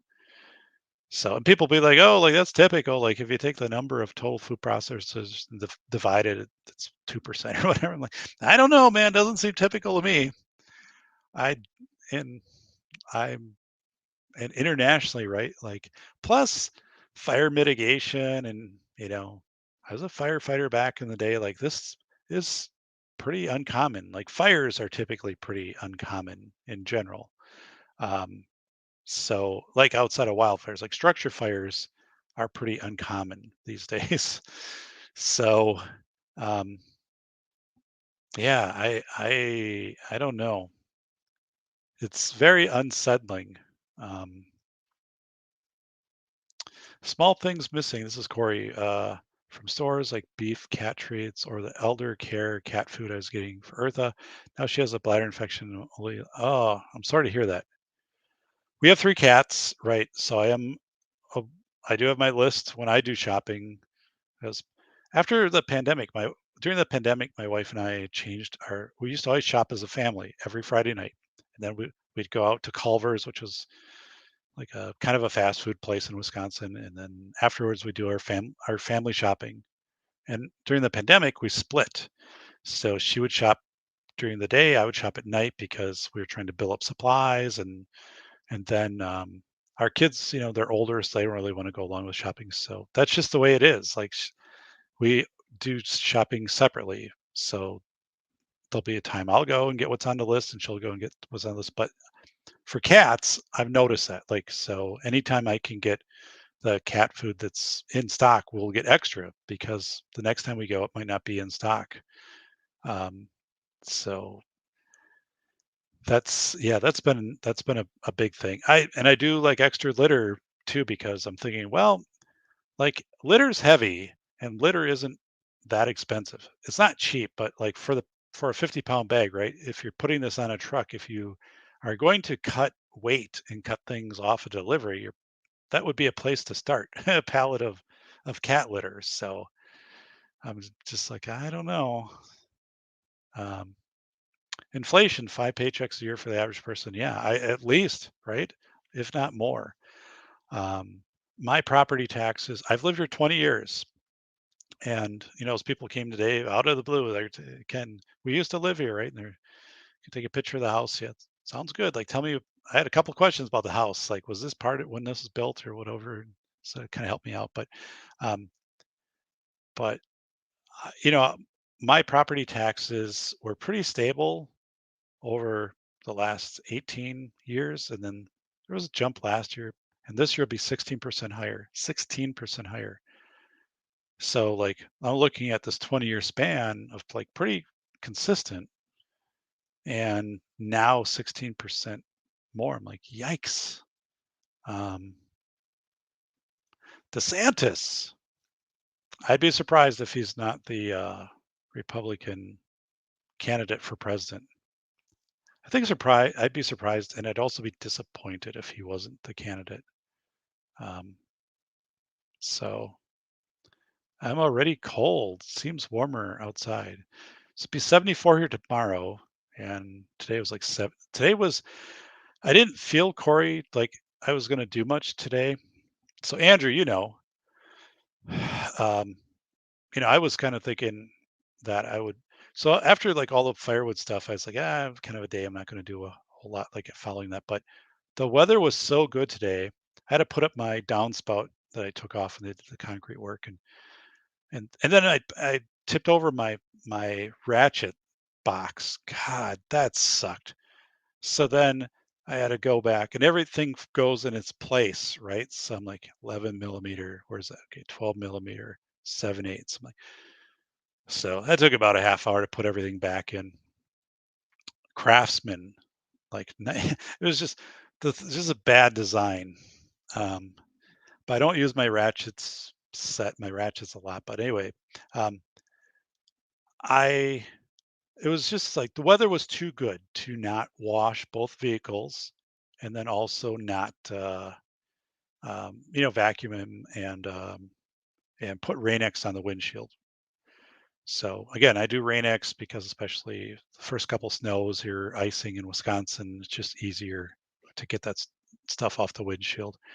Um, So yeah, I took, and it was beautiful. It would have been a waste to not do that, even though I was tired and was kind of sore from yesterday because this weather is so rare, right?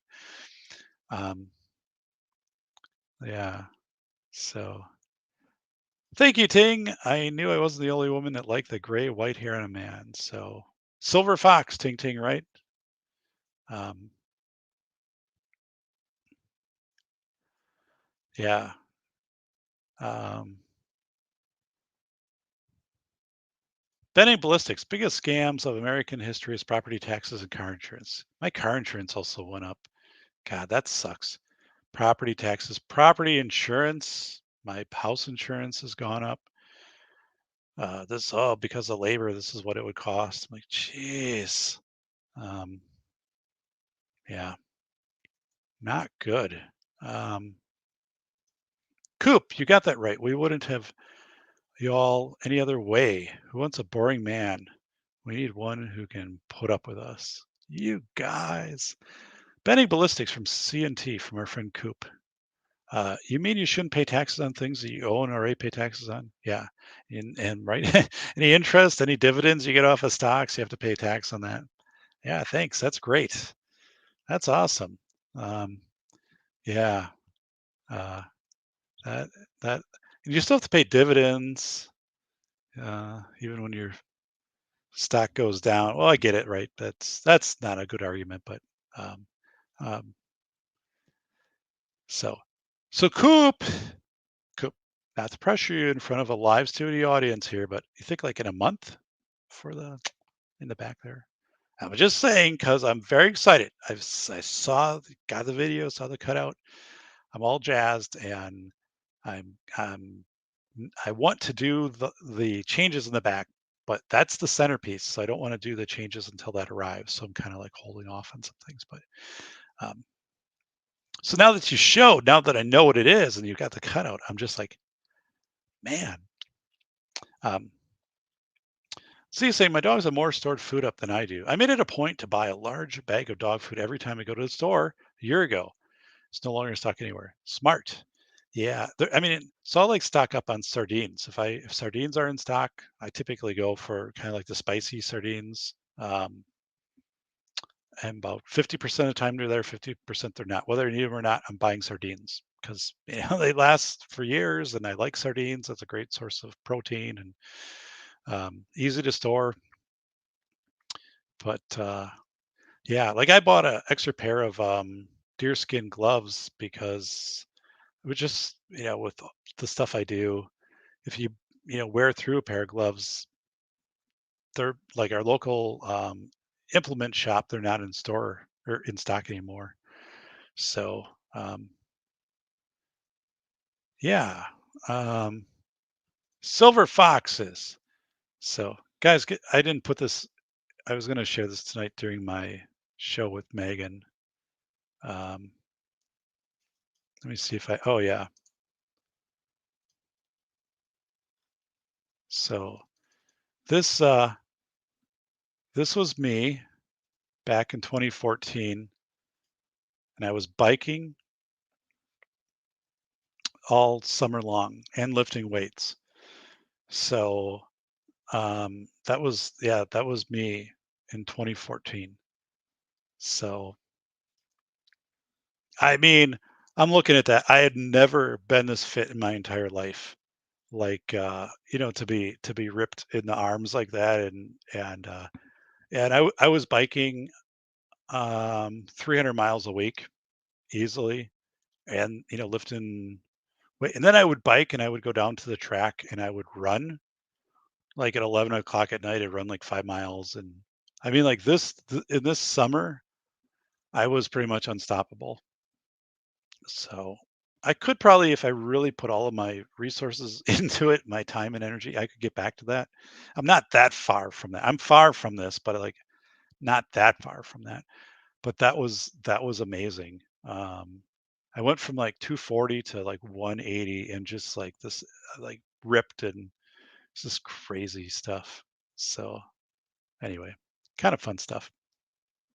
Uh, so I don't know anyone in real life who would vote for Trump over DeSantis. The media is lying. I'll use polls again. Yeah, I'm with you. Like DeSantis pretty much has to be and that seems logical. Um,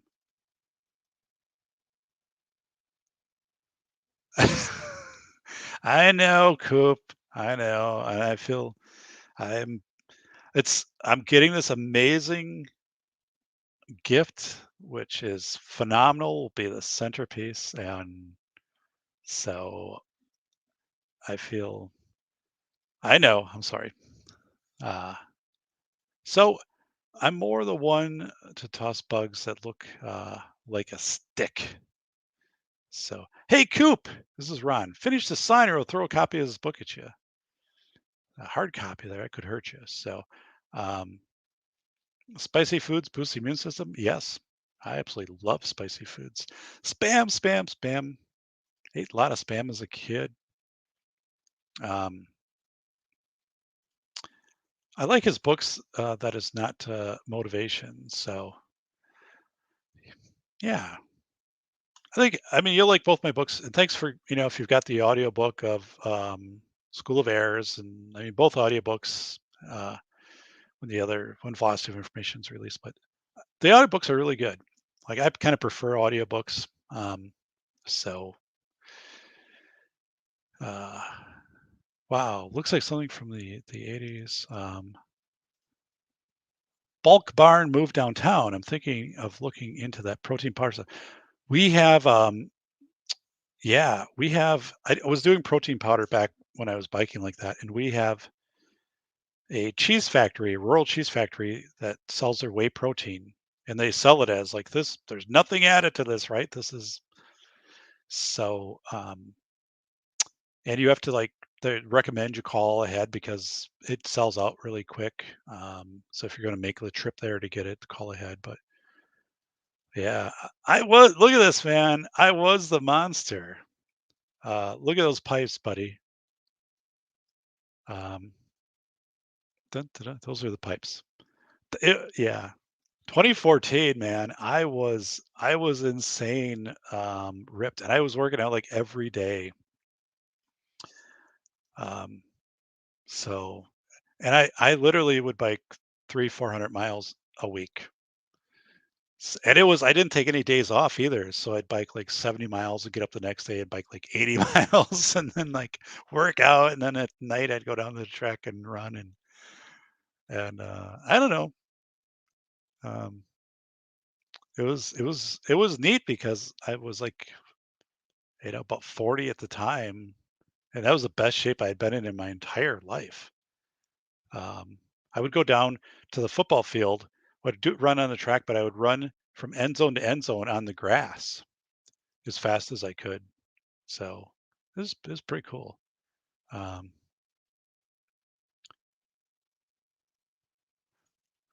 Mrs. Wayne, hell, you got me thinking I'm a married man. You guys.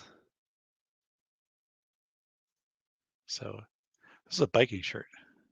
So um, still own that bike, by the way, but I put the camera, leaned it up against, there was a post when I took that. So, um, yeah, I'm Misty Mrs. Wayne. Hell, good photo. Yeah, well, at least at least I can always put that photo out there and say, hey, like there was a time when I was really in shape. This was a couple years later, um, when we were on vacation. This is Lake Superior. This was up in Superior, Wisconsin.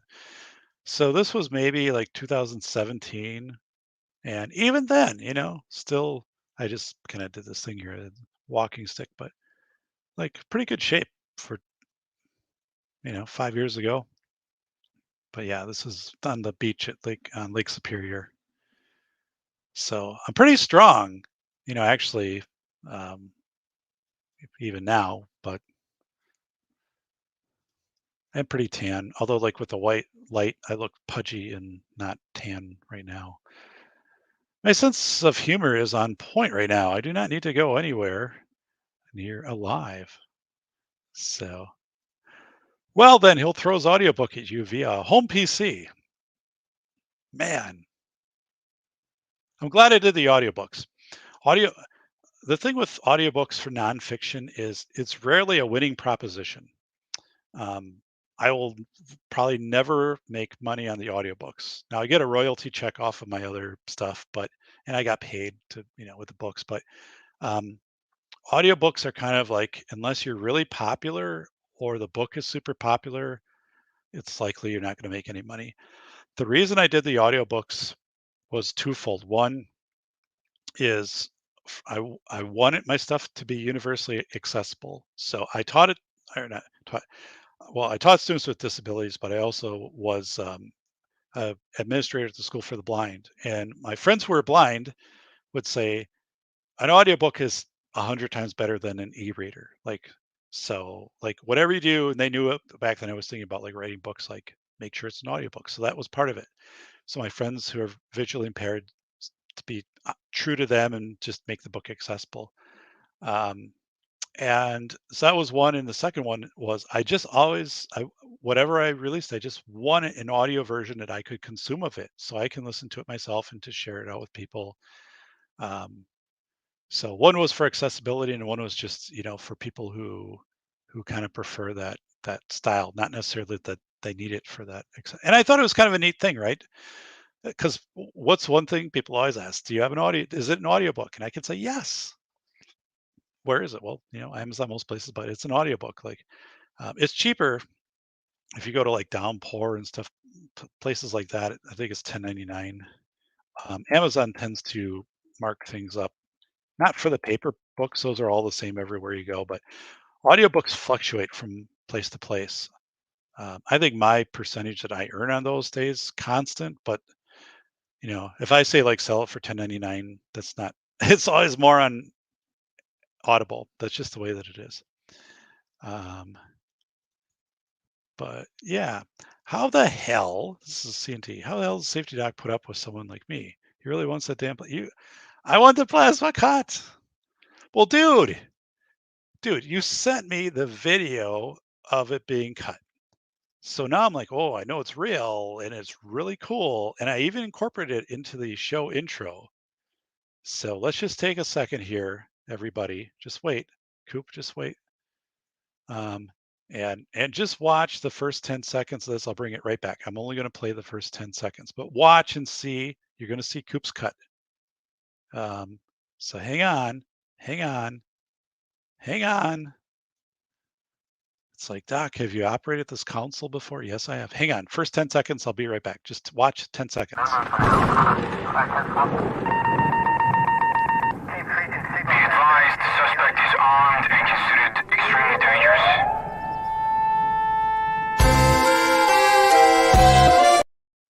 All right, see that? That's from Coop. So of course I'm like, that's awesome, man. I'm excited of to have that. So yeah. I am so going to hell with gasoline pants on. Whoa.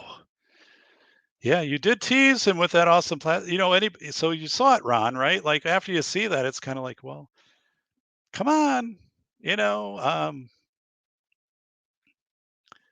every day now. I incorporated it into the show intro, but yeah. Been telling people, I give them tours of the studio. I'm like, over here is where it's gonna be. Calling, is it up there yet? I'm like, not yet. Can we like redeem our tour ticket for when it's up? I'm like, maybe, I don't know. Studio closes in winter. It's by appointment only. Then I get real pissed off. Damn it. They're like, where is Coop? Can I contact him directly? I'm like, I'm not sharing his information out. It's all good though. We're in good shape. Then they get really angry. So I'm like, he's a good guy. So I'm like, it's a complex process. I'm like, it's kind of like the Statue of Liberty. When the France built it, takes a lot of, got to assemble it, disassemble it. It's got to come over on a boat. You got to build a base for it. Like, it's more complex than what it looks like. So when you use the Statue of Liberty, and the kind of people are like, oh, yeah, I never thought about it that way. I'm like, there's a team of engineers. The whole like lighting scheme down here has to like kind of come together around it. I said there's a lot to it. So, you know, some building up a little it's just I'm just trying to like get down the line because sooner or later people are going to be like, I just want to see it. Where is it? And then they're going to find Coop. So they're going to be like, where is it? And Coop will just like hold it up in his door. Here it is. It's not done yet. Like, what do you need from us? We'll get you anything. Yellow paint. And then they'll like, go somewhere. And so they'll be, what do you need? It'll be like in Ghostbusters. Like, what do you need from us? It'll be like two Humvees of like National Guard, and there'll be like police cars like going to get like the paint and the enamel for it. So yeah. Oh my God, that is hilarious. I'm cracking up just by thinking about that actually. So let's see here. Ghostbusters. Uh, Scene with National Guard, National Treasure. Jesus.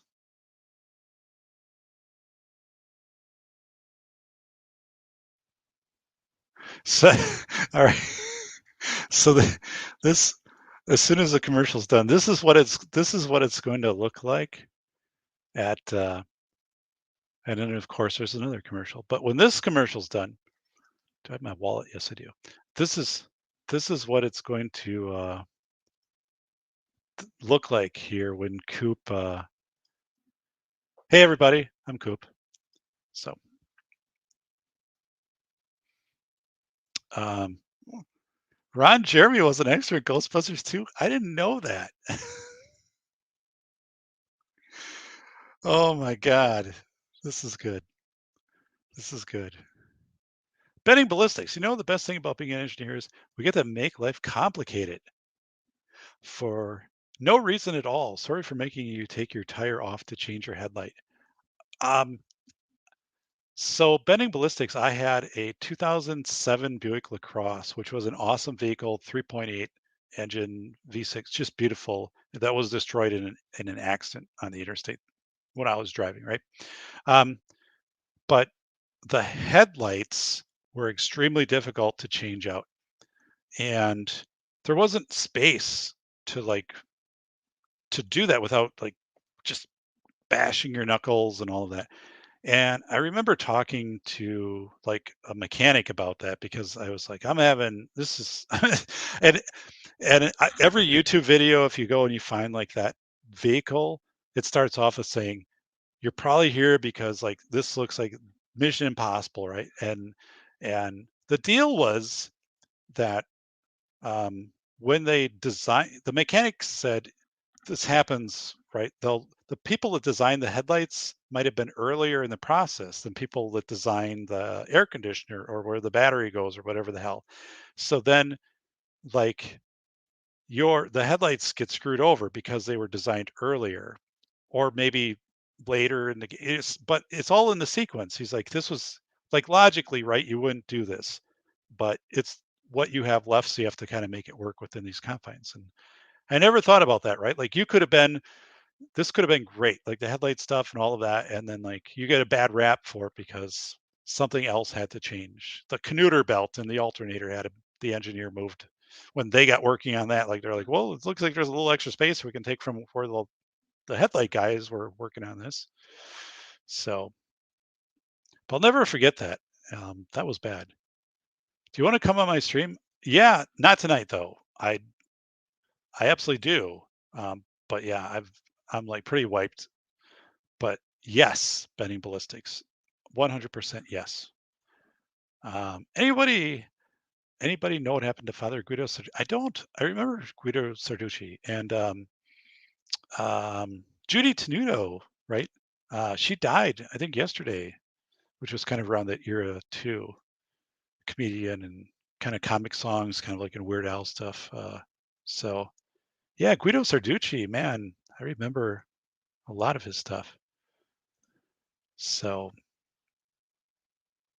the safety dock, I've never been that pretty. Coop, you look like a young Sean Connery.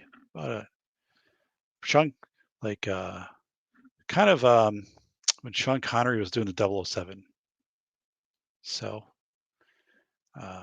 yes.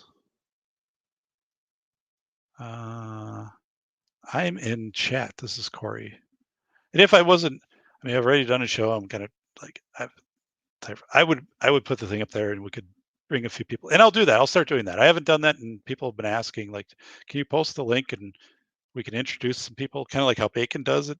And I'm like, yeah, I haven't thought about that for some of the shows that aren't specific safety doc shows. I think he might just want that sign. Can't just tell why. So, wow, it's cool. It's a cool sign, buddy. Um, Full disclosure, I'm a robotics engineer. I do not design vehicles. So, Betting Ballistics, like, I had nothing to do with the 2007 Buick LaCrosse. So now the 2005, yes. Wow.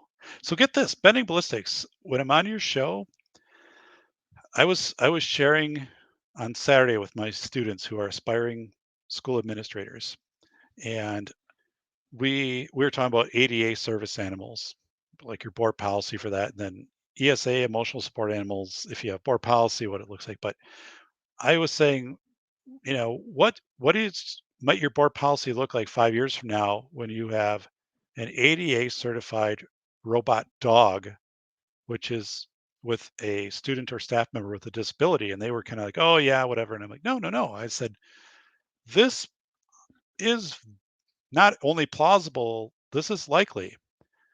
Um, so what would your board policy be? And we had to think about, collectively. And one of the things is like, if it was recording, right, what would that look like if it's recording its environment? So what's your policy as far as its access to district Wi-Fi? Some of these types of things, but um, it's kind of it kind of catches people off guard because they're like, oh, like that won't happen in my career. I'm like, well, you're like 30, I'm 51, man. It will happen in your career, and it's not bad. Don't You're framing this completely wrong. Like you're afraid because you've seen too many Boston Dynamic, spoofs, right, of robot dogs and stuff. But I said, I think it's within 5 years that we see the first companion robot, which will likely be like a dog. The equivalent, the robotic dog type thing. And it will be where it'll have like a backpack, it'll be able to carry things, it'll be able to help propel a wheelchair. It would have GPS. I mean, just some of these things would be there. And what does a service animal typically do? Service, pick something up or open a door. Like it would have these features built into it. Um, and so, but it was fascinating to bring that up because again, people at first took it as kind of like a one-off of a joke, but then I'm not joking though. Like I really think this is I said I first of all, it could be done today. Kind of like Bending Ballistics, like you could create this, in a couple of weeks, like, right? Um, or like working with a team of robotics engineers, or like you just know, like this could technically be done if the team was tasked with assembling a robotic service equivalent animal type thing for somebody. We have the technology, the equipment to do that now. Um, so how long before this actually starts to happen? And I think that's an interesting question. And then do we start to have emotional support robots? And not saying that as a spoof, but we do have emotional support animals, and if you have an emotional support robot, what does that look like? I'm not saying like a person robot necessarily. It could be this dog, or it could be a robot that's, um, and I just don't know. But I have shared with people. I said I think this curve, like you're driving down the road here in school administration, that curve is a lot closer than it appears. Like you got to start gauging, like, do I have to start hitting the brake? Do I have to like throttle off a little bit to make this? Because I'm like, this will happen in your career. And not only that, like this will happen well before your career is in its sunset, right? And don't freak out. This is nothing to freak out about, but it's much closer than it appears. And so what is, so again, we go through things like, what does your policy look like? And the laws might not catch up to this. Like, so if they don't catch up to this, how do you bridge the difference with local policy? And like, I teach them, I know this stuff, right? But um, so yeah, I don't know. I think it's exciting. I also, you know, watch iRobot. I was like, holy smokes! But that was the human actors, which were, you know, not playing well. Benny Ballistic's like, I'm at work tonight. So um, when I, Ron Wayne, when I get it finished, I need to do a video with monks. You should. Oh my God. When that goes up down here, I'll tell you what, I will also make a special video. Um, yes. Oh my goodness. Um, so it's Traveling Fools. I've got your information, guys. I've been watching some of your videos. We will have a blast, absolutely. So once we get in to November, let's make it happen. So yeah, I you guys are traveling fools. Just some fun people traveling and sharing what's happening, and I love your stuff. So all right, you guys are awesome. Um, more truth we have to have. You know, so I have the book. I don't know, by John Ronson. Not so you've been shamed. Not the men who stare at goats. What book? Let me think here. John Ronson book. Tony Broadmoor. Oh, how to spot us. The psychopath test. Yes. Um, by John Ronson. And I also have the audiobook. There it's actually much easier to pathologize someone, um, to have them committed than what any of us kind of really know, and that is the psychopath test by John Ronson. Yeah, I don't know. I I think it could be anybody. So safety doc, safety. I'm a fun person to work with. I'm also because I also work in really like high profile, complex stuff.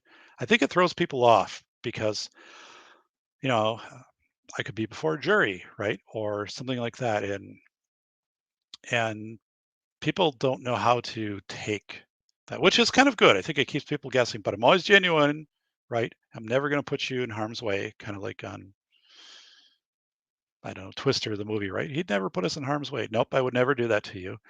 I'm going to be honest. I'm going to be tell you as informed. And I'm also going to say if I'm wrong, like, and there was one time in a legal case where I was an expert witness, and as we were going through it, there was one party who was named, and the more I got into it, I said, I don't think you should be including them in the lawsuit at all. And it was like, the plaintiff, I was saying, I think this person should be removed that you're suing because I don't think they did what they did wasn't right, but there wasn't any malice in it. They were in a system that was all messed up, right? And they did what they thought was appropriate to the system. So, like, if I'm trying to convince the fact finder that this person acted with negligence, I don't think I could, nor would I do that. So, so I am, I was just saying this, yeah, this person made a grave mistake, but also in the context of all of this wasn't malicious and it wasn't negligence, which is never what the attorney who's paying you wants to hear. But that was one person named out of many. Um, Benny Ballistic, safety doc, I will not lie. I work with AI and stuff like that daily, but it absolutely terrifies me. Watching machines replace humans, it's a real thing. Robotic pets terrifies me personally.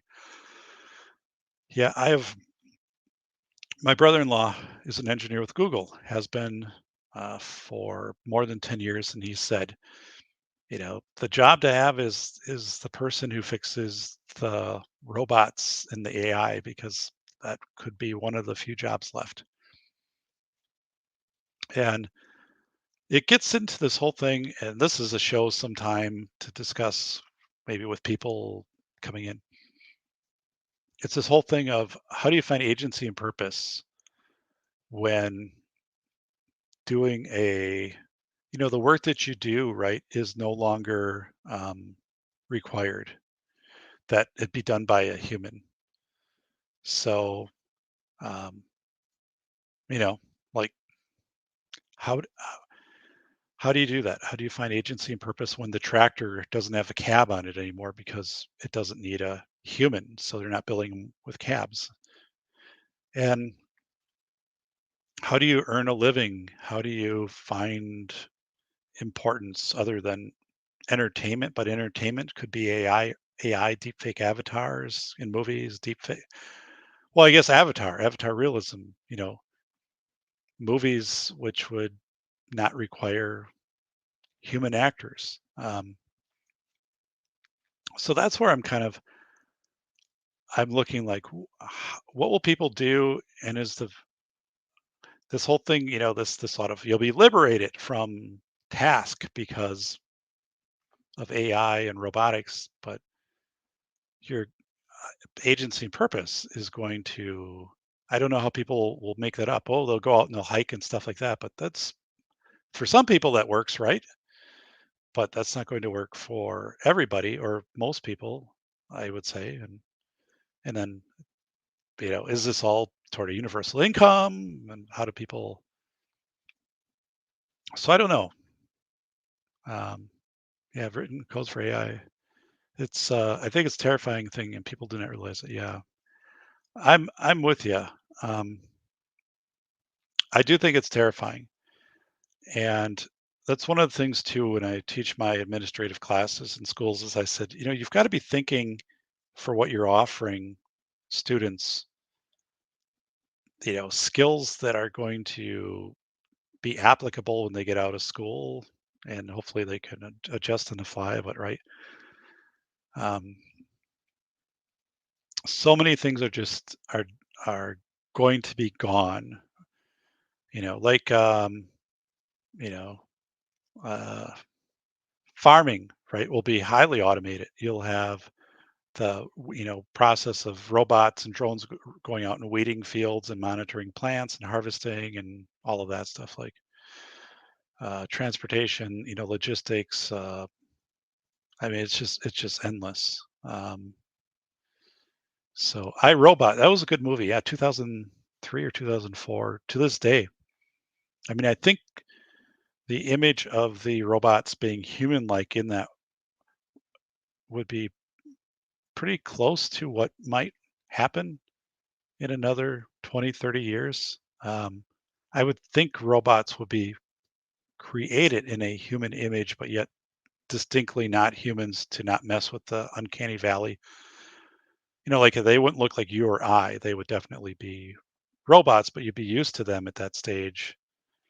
Um, but yeah, lifeguards, like, you really probably wouldn't have a lifeguard anymore. That would be automated and it would be based, and there would be a drone component to that. Fire departments, right? You'd have a couple people and the equipment would be automated, how it would get there, how it would work and the fire. But then what if you start automating law enforcement?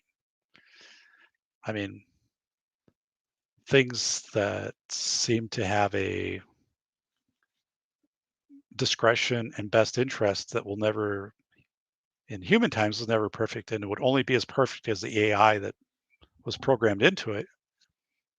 I don't know. I don't know all of this, right? But it is. I think it's going to be very difficult to accumulate wealth for the next generation and then perpetually beyond that. Because the whole thing of like, if you work hard and roll of a dice, you don't get sick, right? Um, and that if you live conservatively and invest conservatively, you can be okay. I just don't think that's going to hold up. I think you can work hard, you can still have things break in your favor, and it's the odds are just stacked, going to be stacked against you. Um,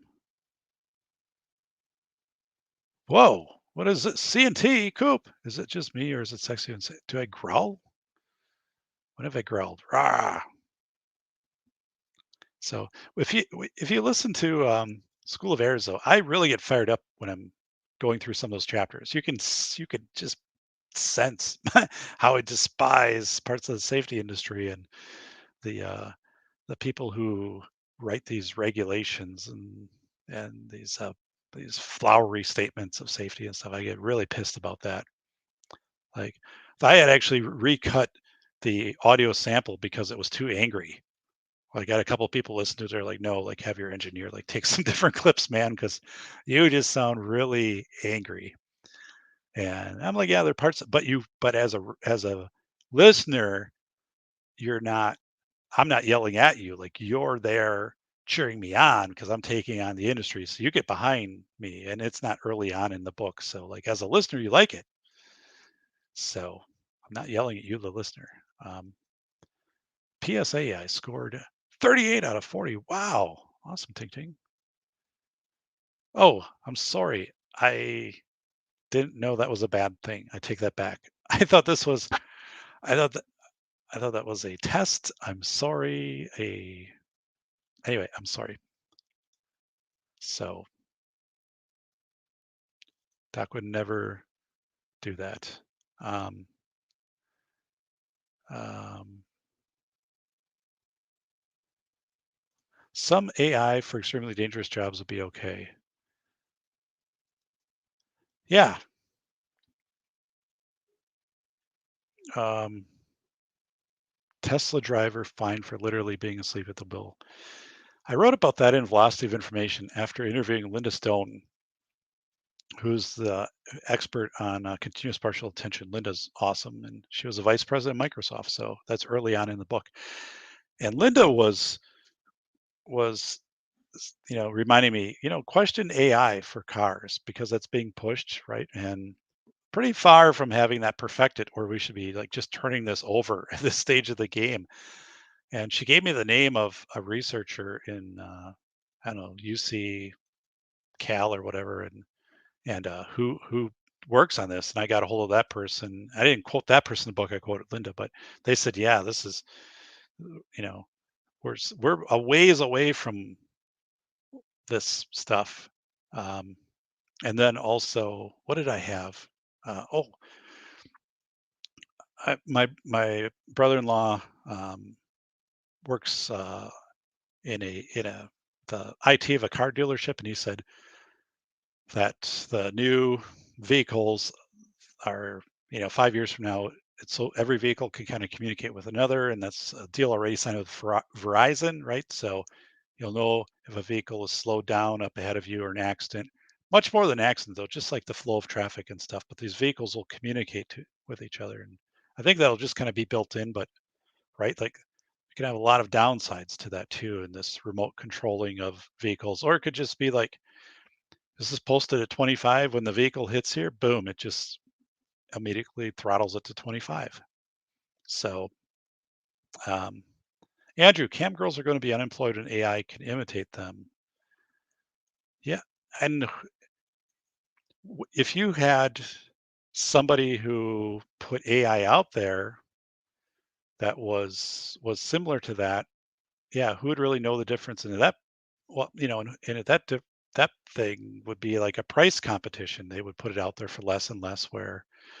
Um, but no, I I think what you're saying here is this only has a certain shelf life on it before technology is going to largely make that obsolete. Um, the avatar realism is really crazy. I wrote about that in Velocity of Information. If you go to, um, there's a link in the reference section. It was 2020 Fox MLB Sports for a baseball game. They had the Avatar fans and they showed it. it was like a 40 or 50-second clip, and they said, here, like, here's a Cubs game, and like, now we're changing the fans to like Brewer fans. We'll do this, and we'll have, and they were showing it, and the thing was like, and it was pretty realistic, right? If you weren't paying close attention to the game, I mean, how many times do you really watch the fans in the stands, right? You wouldn't know the difference if you're just casually watching the games. So what if you use the same technology for a line outside of grocery stores, at a political rally, at a protest? I mean, all of these things could be, if you controlled the main feed that this was getting out on. So I wrote about that and said, yeah, and I talked about, like, you could have somebody at the game. I wrote about this in Velocity of Information. Dun, dun, dun. What if somebody's at you're watching the game on TV and it looks like it's packed, the Major League Baseball game. So you text your friend who's there. It's like, hey, like, lines must be, a mile long. And your friend takes a selfie, and they show like widescreen, wide lens, that the place is like, you know, 20% full. And he's like, what are you talking about? It's almost empty. I can go anywhere I want. It's a breeze. And they're like, well, that's not what I'm seeing on TV, right? So I think this is going to be used with the next presidential election. I mean, California, I think, has a law against it. Doesn't matter because people will just break the law. But of using deepfake avatars to try to make it seem like crowds are bigger than they are. But that's what it'll be. There'll be these images taken, or these crowds that will be digitally manipulated, and they'll be put out there, and just hoping, right? If you do enough of them and just flood it out there, I mean, who's going to say that you can't do this? Or they can say that, but who's going to enforce it? So, um,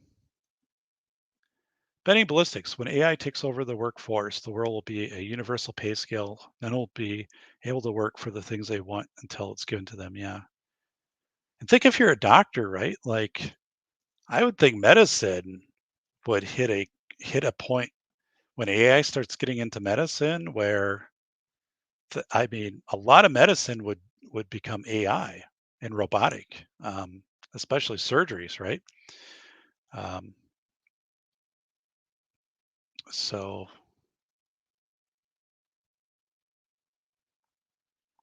how many people realize they're talking to AIs in chats? Yeah, true. I think I have a bot that's following me on either Twitter, or someone who's very angry because I posted. I've had a couple shots from this person. They have no followers and they are following nobody. And I posted like the firewood thing, and they're like, "Oh, like, this, it's a masculine, obsession of you and the people here that post about the firewood." I'm like, just firewood. It's not an alpha thing at all, man. It's just firewood, and it's a good thing, right? But so either someone is just really unhappy with their where they are at in life, or that's a bot. But I'm like, holy smokes. Tomorrow's YouTube poll. When will Doc's sign be done? 4 days. This is Ron. 1 week, a week and a half, never. Oh no, Coop will get it done. Hmm. All right. I'm going with C, because my birthday is in November. Um, Benny ballistics. Some jobs are inherently more dangerous. Yeah, crab boat. So my friend Robert Travis, who I interviewed and is in Velocity of Information, was on crab boat twice, 2 seasons. And when you sign on that, you're signing that you'll be maimed or killed, right? And so, like, you can't sue them for malpractice or whatever it is, or negligence. All six of his bosses, or all four of my bosses, whatever that chapter is, were were killed. They're hit by like refrigerator-sized pieces of ice. So I wrote about it in the book. I have a picture of, not somebody being killed, but there's a picture of his another deckhand who had worked like 20 hours and just passed out in the I don't know if I find it here. Swan Brown. I don't know. I need to mark where the images are. That's what I did in School of Errors. Made it a lot easier. So where was I going with that? Where was I going? Oh, Yeah, that's dangerous. And we know I had the Bureau of Labor Statistics for fishers, and fishers in the Bering Sea, like crabbers, was like you were like 55 times more likely to be injured than, working a what was more of a prevalent typical job. But I had all those statistics, it's all in the book. But one of the things I talked about with Robert Travis is in the we didn't talk about this on air, but we talk now and then. We talked a couple weeks ago too, but I said, I said, "You're sad that this profession is going to be gone, aren't you?" I could pick up because he would talk about kind of this energy, right? You're going out and the boat, they fall 40 feet and you don't know if you're going to make it through a shift, but then you kind of had this weird camaraderie, although it wasn't really a camaraderie as a team, but you almost feel like you've this just heightened living when you're on the edge of life, right? And but we were talking, and I said, but he could see like that more and more was being automated, right? And I said, there'll be a point when crab boats will just be automated, even though there's all this complex stuff and having to read the waves, but the computers will do that, right? And they'll be putting the robots will be putting the crab fishing cages over the side. There'll be maybe a couple people on the boat, but like as far as like the deckhand stuff that you do, like that won't happen. That'll be gone. And it'll be gone when they design the new boats. Like they won't probably retrofit the boats, but the ones that get designed new down the road, this will just be built in. And and so you could sense this loss, this feeling of this weird nostalgia, just pain for thinking of things that used to be.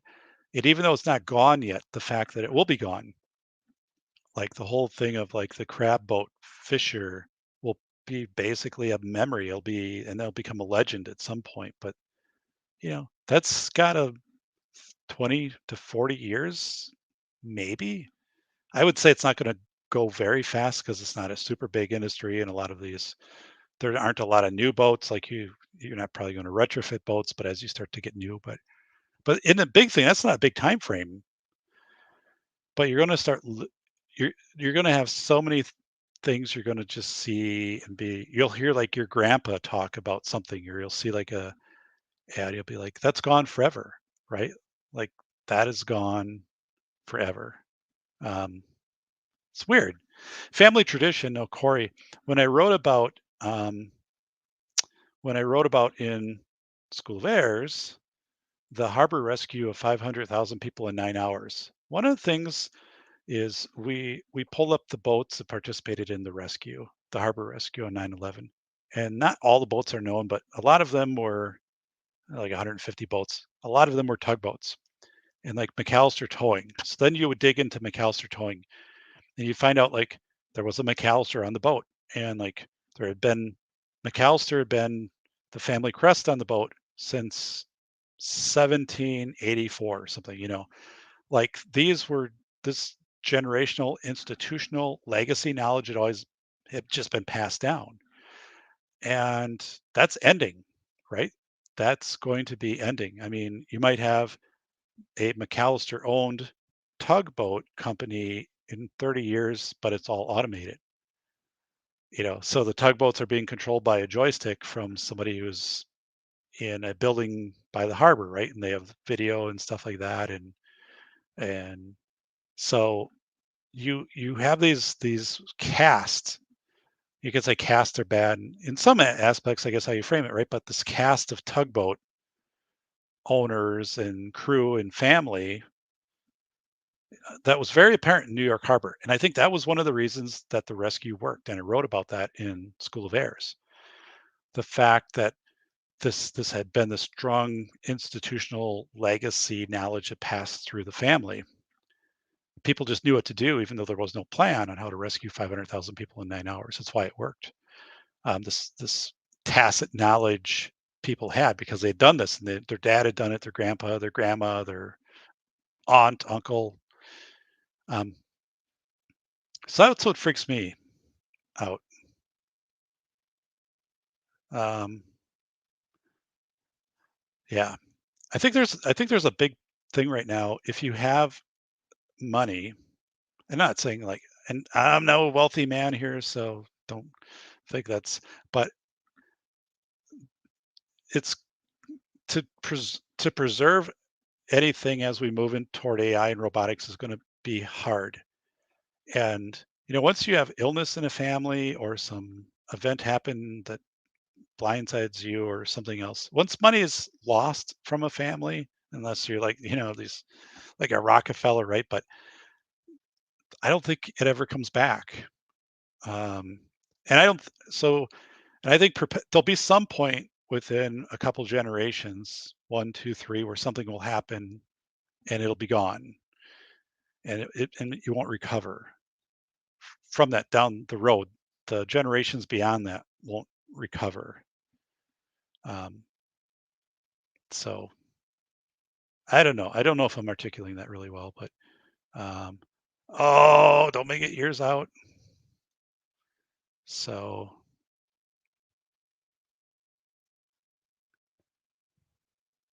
our world is way underpopulated if you look at the ratios of adult to baby diapers currently being sold. I didn't. Wow. The Was it Musk or I mean, if you look at right the population trends, they're scary. When I so we do this in my administrative classes, we start to look at the projections, right, of where the students will, how many students will be coming into your district in 5 years and stuff like this, and all these numbers are down. So as you start to plan, you have to plan that you're going to have fewer students, which likely means less funding unless you go to referendum to ask for the continued level of funding, even though you have fewer students. But then you're putting that burden on taxpayers, and there's going to be a threshold there where pretty soon these people will be like, I can't pay my taxes, or they're going to sell. So you're going to have businesses going down. It's just bad. So, um,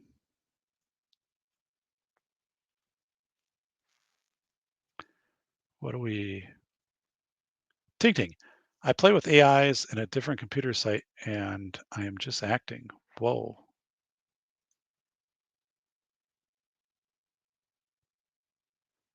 Um, Corey, I prefer a car I could put back on the road with a little red greening. Yeah, red greening up in Canada. I remember the red green show.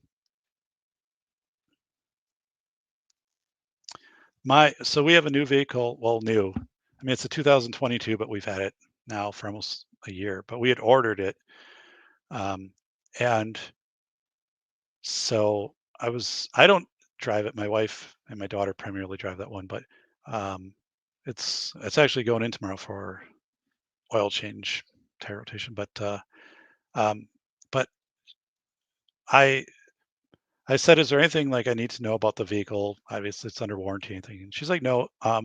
But like 2 days ago, it did another update. So I've never experienced this, like, because my vehicle's older, but it'll just say like, over the air update, like is now a good time or postpone, and it'll take like 5 minutes or whatever. But it's like, man, I don't know. Uh, it's weird. Over the air updates come into the car, and uh, I had a strange experience too. I went to the small engines place this week in my town, was checking out a few things, and every snowblower was electric, every single one. And I was just like, holy smokes. Um, they're like, it's the way it is these days. I'm like, ah, man, I don't know.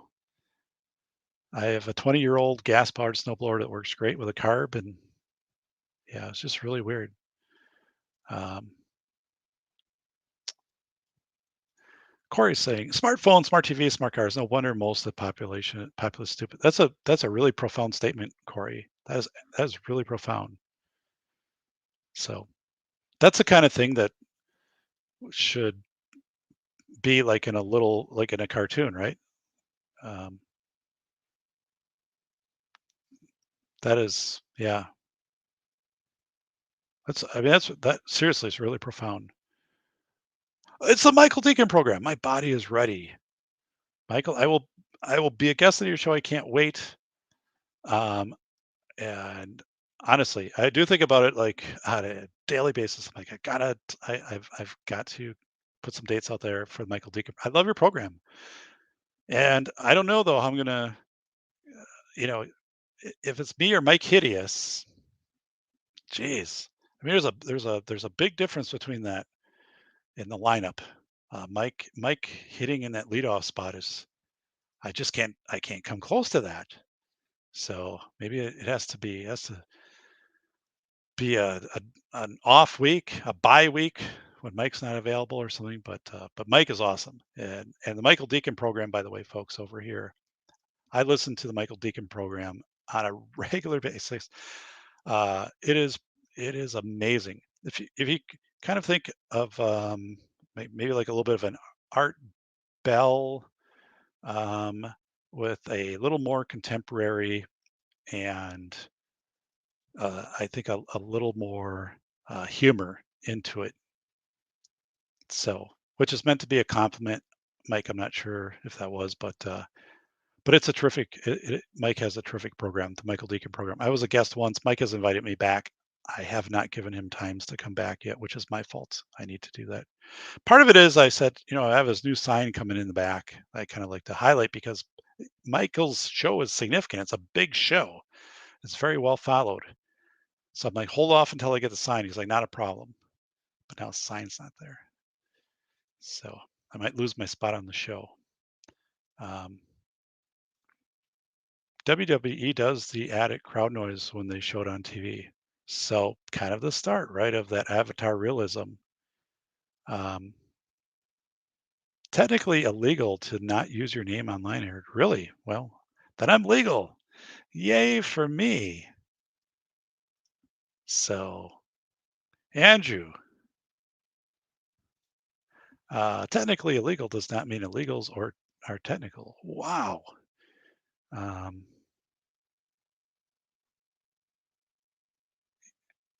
Andrew. So I'm thinking, I don't know where that's going.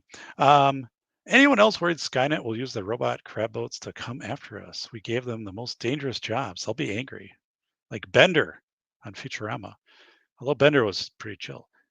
Yeah, the whole Skynet thing, right, Bacon? Um, is that has to be a pretty well. Think about all the computer hacks, like the Colonial Pipeline, which I wrote about in the Velocity of Information. Um, the Colonial Pipeline, right, was 2 years ago, and how that disrupted things in a significant way. And I also, in my classes, it's it's complete practice in schools. If there's a ransomware attack, the school just pays to get the stuff released. I mean, it's, it's just the way that it is. So, but as far as like nuclear war starting or something like that, I would say what probably a 50-50 chance that it could be malicious actors, or if something computer based, right? Although, like, it seems like it would have to be malicious actors, but it could be malicious actors from Indonesia or something like that, right? Who crack into a system. Um, and then once these systems, I don't know enough about it, right? But I remember when Hawaii had the missile threat, I did the inbound missile threat, and they were doing the sirens and stuff was coming over dynamic messaging machines. People are getting the stuff. I did a show. I was a guest on Jim Mallard, the Mallard Report, and right after that. And that was really weird for a lot of reasons. Um, and here are a couple of them. One was they they said, "Oh, this was we were testing some stuff." So the official government out of the Hawaii whatever was saying we were testing something and this went live and it shouldn't have. Okay, and then it changed to like this was a person who was testing this and they made it live and it shouldn't have. And then we've reassigned the person, and then the person was gone, and investigative journalists look for the person like at the address where they're supposed to be, and they're like, that person never been here. And now there's like no person. So like what went on there? And then like in addition to Hawaii doing this, California was on alert then. There were many pieces of this that were all revealed in the moment and then kind of got layered over because no one wanted to get into this, right? And it has also happened in Florida, by the way. Um, Afterwards, there was something similar that came up, um, but that was really weird. So the question comes up and says, well, why would you have at a state level an inbound missile alert that wouldn't like? I understand you're an island, right, Hawaii, but this also happened in Florida. Why do states have this ability to operate outside of the National Emergency Broadcast System, EBS, for this? They wouldn't. Like that this wouldn't work this way. And then Jim and I were going through it and I said, it would like like all 50 states don't have their own missile defense system, right? So this whole thing in Hawaii was weird. And then um we were also talking about like scrambling, to DEF cons. Like, there were people, you'd have to go back to where the bombers, would be and things like this to kind of reassemble everything that happened during that Hawaii missile crisis, which was what, 3, 4 years, excuse me, 3, 4 years ago. But I think that was a hack. Personally, I think that was a computer hack. And then I think they came up with a really bad cover story. And I was telling Jim that like a week later. I said, call me and Andrew and Corey and Coop, Ting Ting, like a couple $100 in a few hours. We'll have the best cover story ever, and it'll be gone. But I'm like, the cover story was bad, and I think they realized the cover story was bad. So, and then they tried to fix it, which I think is a mistake. If you have a bad cover story, I think it's better to just pivot and just move away from it than to try to recognize there were problems with it. So the cover story was bad. Um, but but anyway, I think it was hacked. I think the system was hacked. The messaging system to give this alert out. But what happens? I mean, this can go south pretty fast, right? What if that goes on 5 minutes longer in Hawaii? Well, then you likely have California and Washington State were on the cusp of activating their system. Well, if they activate their system, then that's pretty much going to ripple, and it's going to outpace how quickly you can check if it's authentic, because you're going to just have somebody vet it and say, oh, we have 3 states that have done it. So now we'll just issue a national alert that we have inbound You know how that happens. I mean, it can outpace, it can go sideways really fast.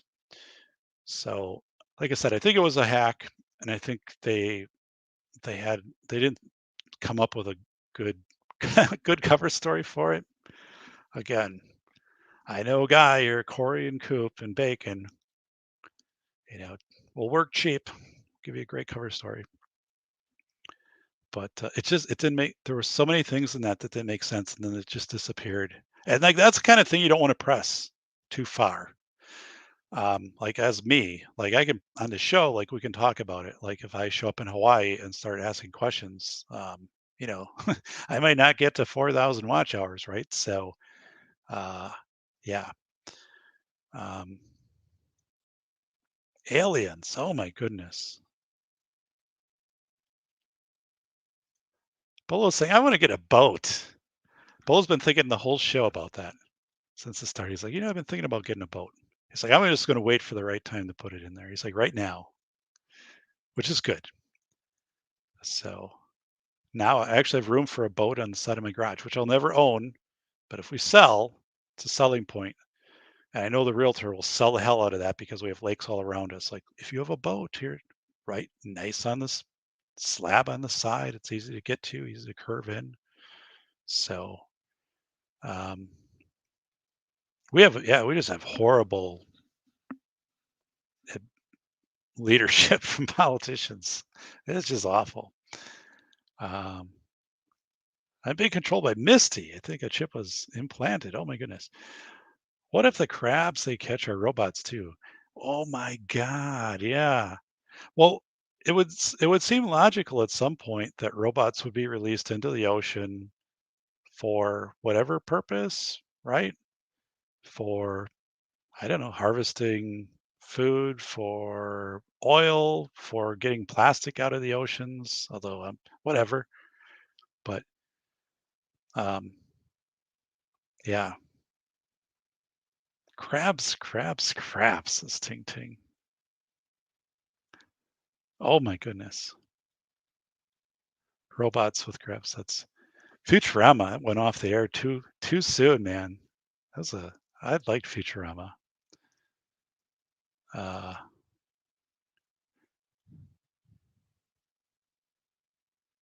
so Benning Ballistics.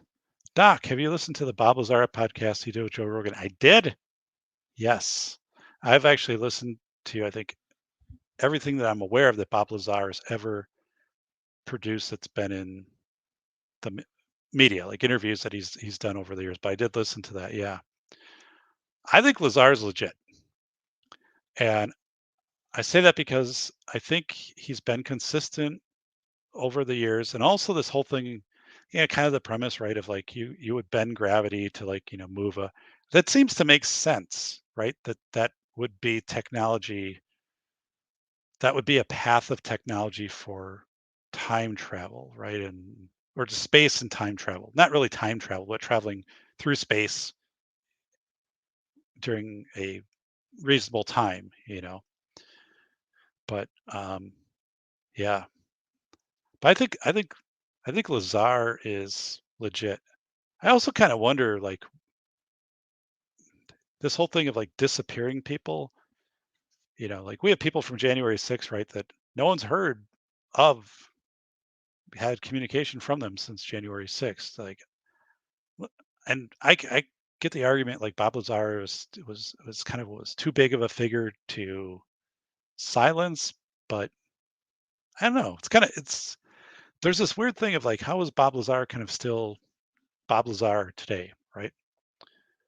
Talking about these things, or I just I don't get it, but I don't know. But I think Lazar is legit. Um, I think, yeah,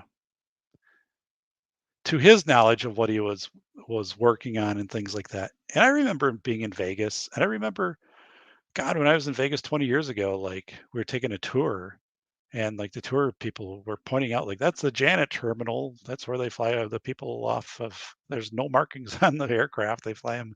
I mean, it was like part of the tour. So, but like, well, I don't know. I guess. Uh, so Futurama was great. Gosh, I love Futurama. Man, yeah, that was ahead of its time. So, Agorizer, if the ladies don't find you handsome, they should at least find you handy. Ting Ting, my mom is young, only 38 years old. Holy smokes! Wow. It's our good friend the Agorizer. Um,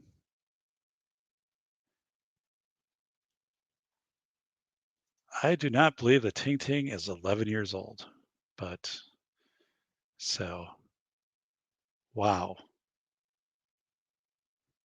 Wow. Um, let me see here. There's a lot happening in the chat.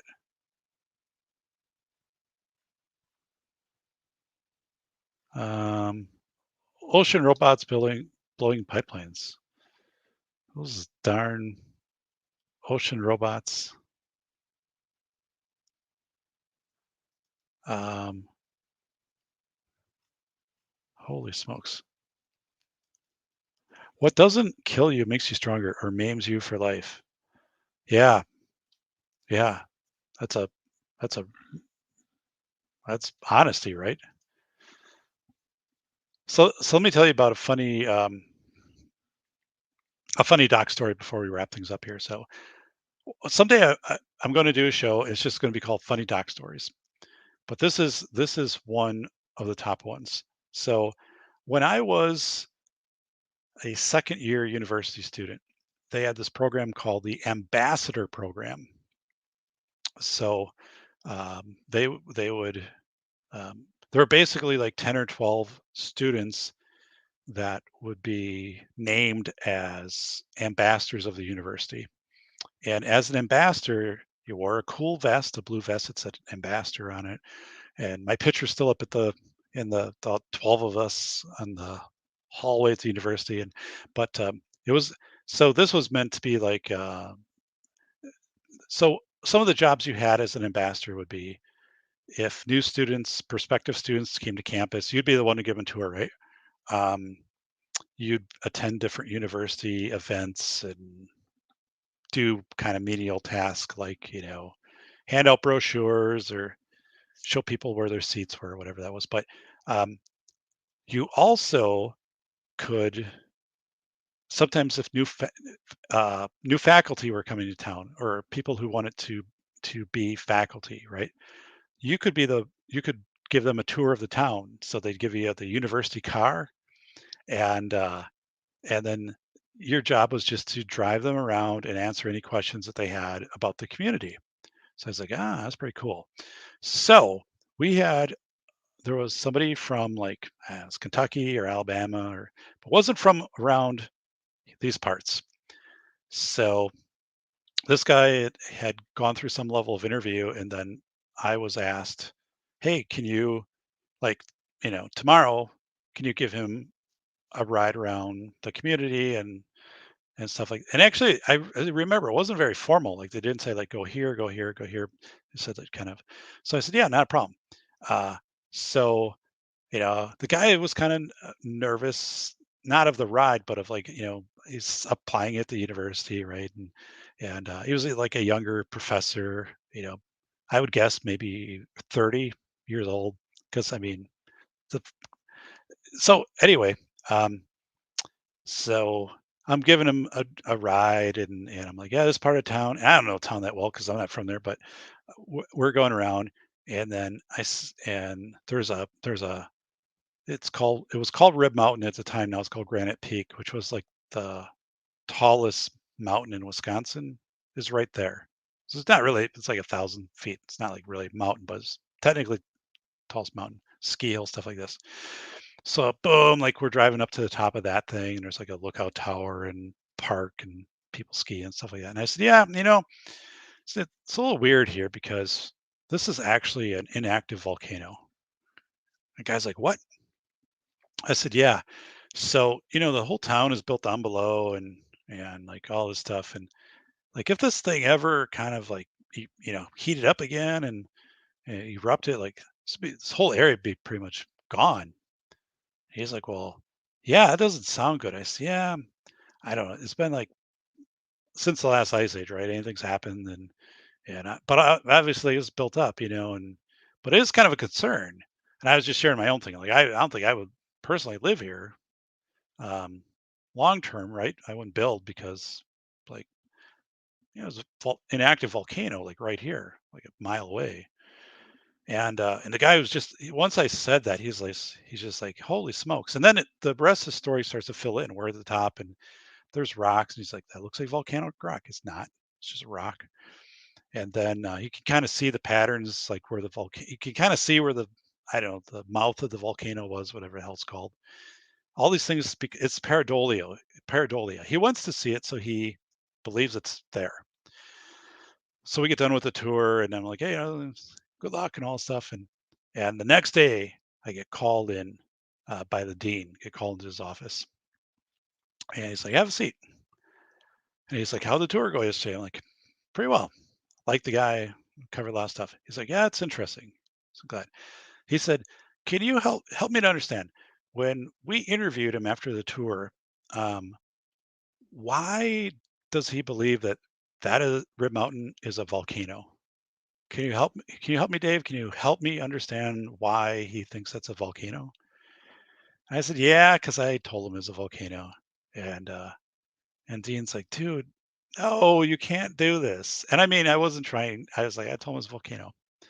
I was just kind of having fun with him, we're doing stuff. He's like, because he's like, that was a big part of like the interview was like telling this guy this is not really a volcano. And if you do live up here, right, you're not moving at the base of a volcano. I mean, so and what and then in, so I kind of sounds like it just derailed the entire interview. The guy probably for the rest of the time was like, he's just like, let's square this volcano thing before I commit to teaching philosophy here, because it's kind of a non-negotiable for me. Like when I'm picking a place where I'm going to like set up shop my career, it's got to be 50 miles from a volcano. So there was stuff like that happening all the time. I gave a tour once to college students, prospective college students. These were like high school seniors, and I told them that Bobby Hurley played his freshman year at the field house, and then he transferred to Duke. That's back when Duke was in the Final Four, and Bobby Hurley was like, you know, best point guard in the nation. I'm like, yeah, I heard Bobby Hurley had played here, and just had these stories going on. Oh, another one at the university.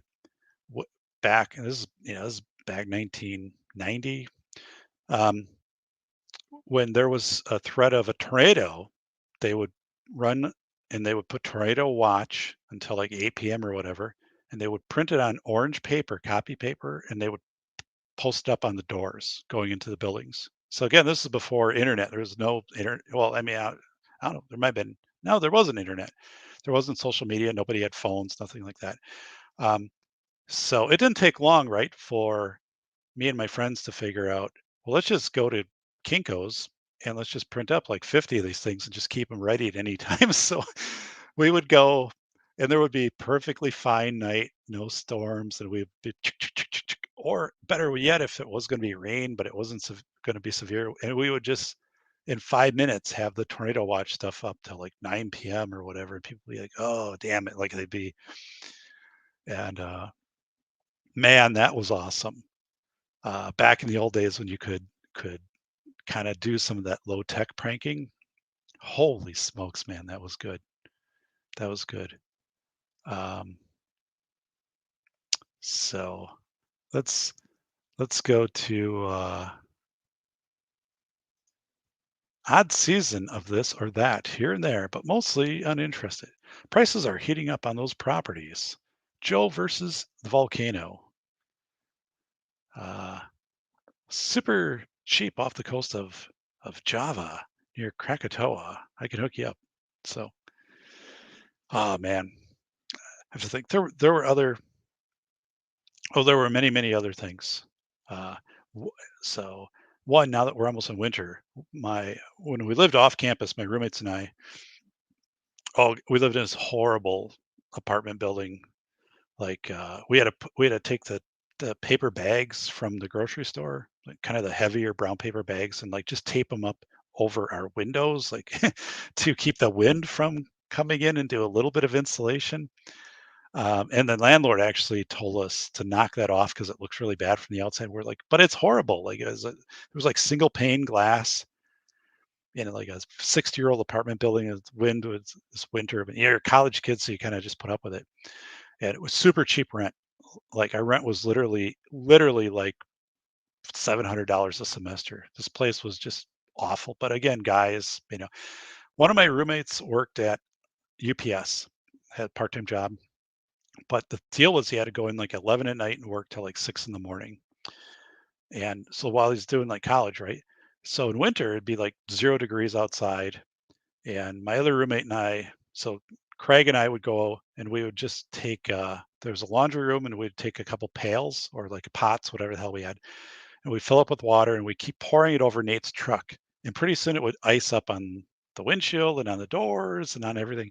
And we would just, and then for some reason, we took all the leftover food we had that we were never going to eat, like tacos and stuff like that. And we started to put them in the windows and like ice over them. So all this like spaghetti and it's just weird. It's like it's raining meatballs type movie. But so then Nate would go out to his truck and he started up like 10 minutes before he go, but then he would find like the whole thing's iced over. Like first he had a chip to even get in, and then he would be able to chip out maybe like this to be able to see. It was really dangerous. I'm not happy and proud that we did it, but and he'd be so mad, right?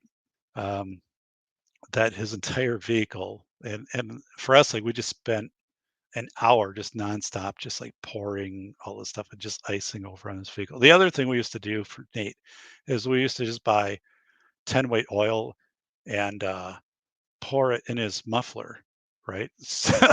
So when he would leave, like it would smoke. I mean, not the 11 at night, you would never know, but that was that was just insane. Um, yeah. And Nate was also the one that we had convinced that the people above us were really angry with him, where he put a knife in the door with a note. And then I said, "Holy smokes, man, what have you been doing?" Because we're playing video games, just kind of yelling there, stomping on the floor. And then I told him, like, let me handle it. I'll like let me smooth things over here, man. Don't. And of course, like Craig and I put all this together, but Nate was just terrified. So I'm like, dude, I talked to him, but you've got to watch yourself, man. I mean, I got you out this time, but you've got to really watch what you're doing. So, man, it was such a blast. Oh my God. I would, yeah. I wish in the moment I would have enjoyed. Now, I did enjoy those times, but I wish I would have savored them a little bit more because they were so much damn fun. Um, Benny Ballistic, I'm a huge Bob Lazar fan. So am I. So am I. You're in Kingston, Ontario, Corey. Cold. It's gonna be 74 here tomorrow. It'll get cold pretty soon, but and that this is like perfect with curing my concrete, by the way. So I'm all set. Concrete is looking really, really good. I potatoed a few tailpipes in my younger days. Yeah, it's potato in the tailpipe to so yeah. Engine wouldn't start and oh my God. Oh God. Yeah. We had some classic prank. Oh, I always not always, but I would um, unscrew the shower head when my roommates, they would go and take their shower. I put a piece of cardboard, I put it just a little hole in there, and then I'd screw the shower head back. So I had a perfectly fine shower, and then I'd be like, "Yeah, something's messed up with the shower," and you know, and I don't know. Neither of my roommates took the shower head off to try to figure out what was up. They're just like, "Oh God." So then, there's just one little stream of water is coming out, and they're like, "What are you gonna do?" And like, "Can you contact the landlord?" I'm like, "I don't know. Let me see if I can fix that." I'm like, "I'll take things apart, and maybe there's something I can." And then I'd be like, but I'd always come up with some story like, it was like a rust, man. I cleaned it out, took a big mess. Like, I wouldn't be surprised if it happens again, but we're okay for right now. Then they're like, "Oh, well, thanks." And then a couple days later, I'd put the thing back in there, and they're like, "Dave, clean out the rust, please." I'm like, "I'm on it. Don't worry about it." So sound like the roommate from so Nate, I I was the oldest of the trio by like a year.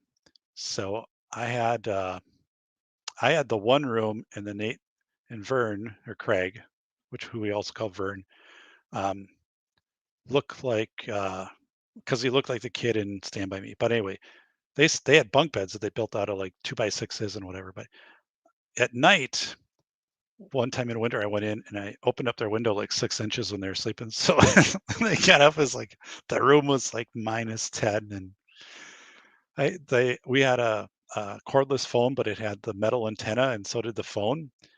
So like if Nate was on a call, I had to go over at the base. So he'd be in his room and the door would be closed and call. I'd go over to the base of the fork and I'd go up and down the antenna, and then it would be staticky and then it would cut out. And then Nate would come out. He didn't realize like what was happening. He'd be like, "Yeah, I think cut out." And Nate would kind of stand by the they talk and then eventually work out. And we used to do back when you had the answering machine where you could record the message for like, 15 seconds.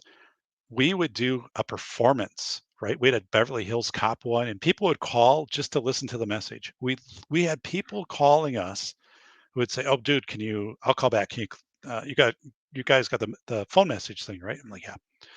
Um, and if you talk about like hits on a channel and stuff like that, and the equivalent like of a viral like YouTube short, we had people calling nonstop just to listen. And then it was this pressure. We had to like keep producing this new content, which wasn't easy because you had to record it like with a tape recorder and like a VCR would be playing something on a TV thing, and we would be like recording like our own parts. Like we probably had, and none of this is available. Like we never have there's no record of this because it was just on a little tape, and then we just recorded over the stuff. But we must have had 5 or 6, and people would call just to hear this stuff, and they'd be like, "That's the most awesome stuff ever." That's We had a Beverly Hills Cop one, and I wish I still had it to this day. Um, so we were known as the guys who did who had the phone thing. Call here. Um, God, that was great. Man, that was great. Uh, I I so miss some of those days. Um, Not that I want to be back in college necessarily, but I just again I wish I would have savored some of that humor a little bit more. But yeah, that's good. Traveling fools. I'm 46 and still put the rubber band on the handle. I would do that if I go to my mother-in-law. I think she's got a different. That's a good trick though, because then if they turn it on, it sprays them. Um, that is funny. Oh God, traveling fools. That is really funny. Um,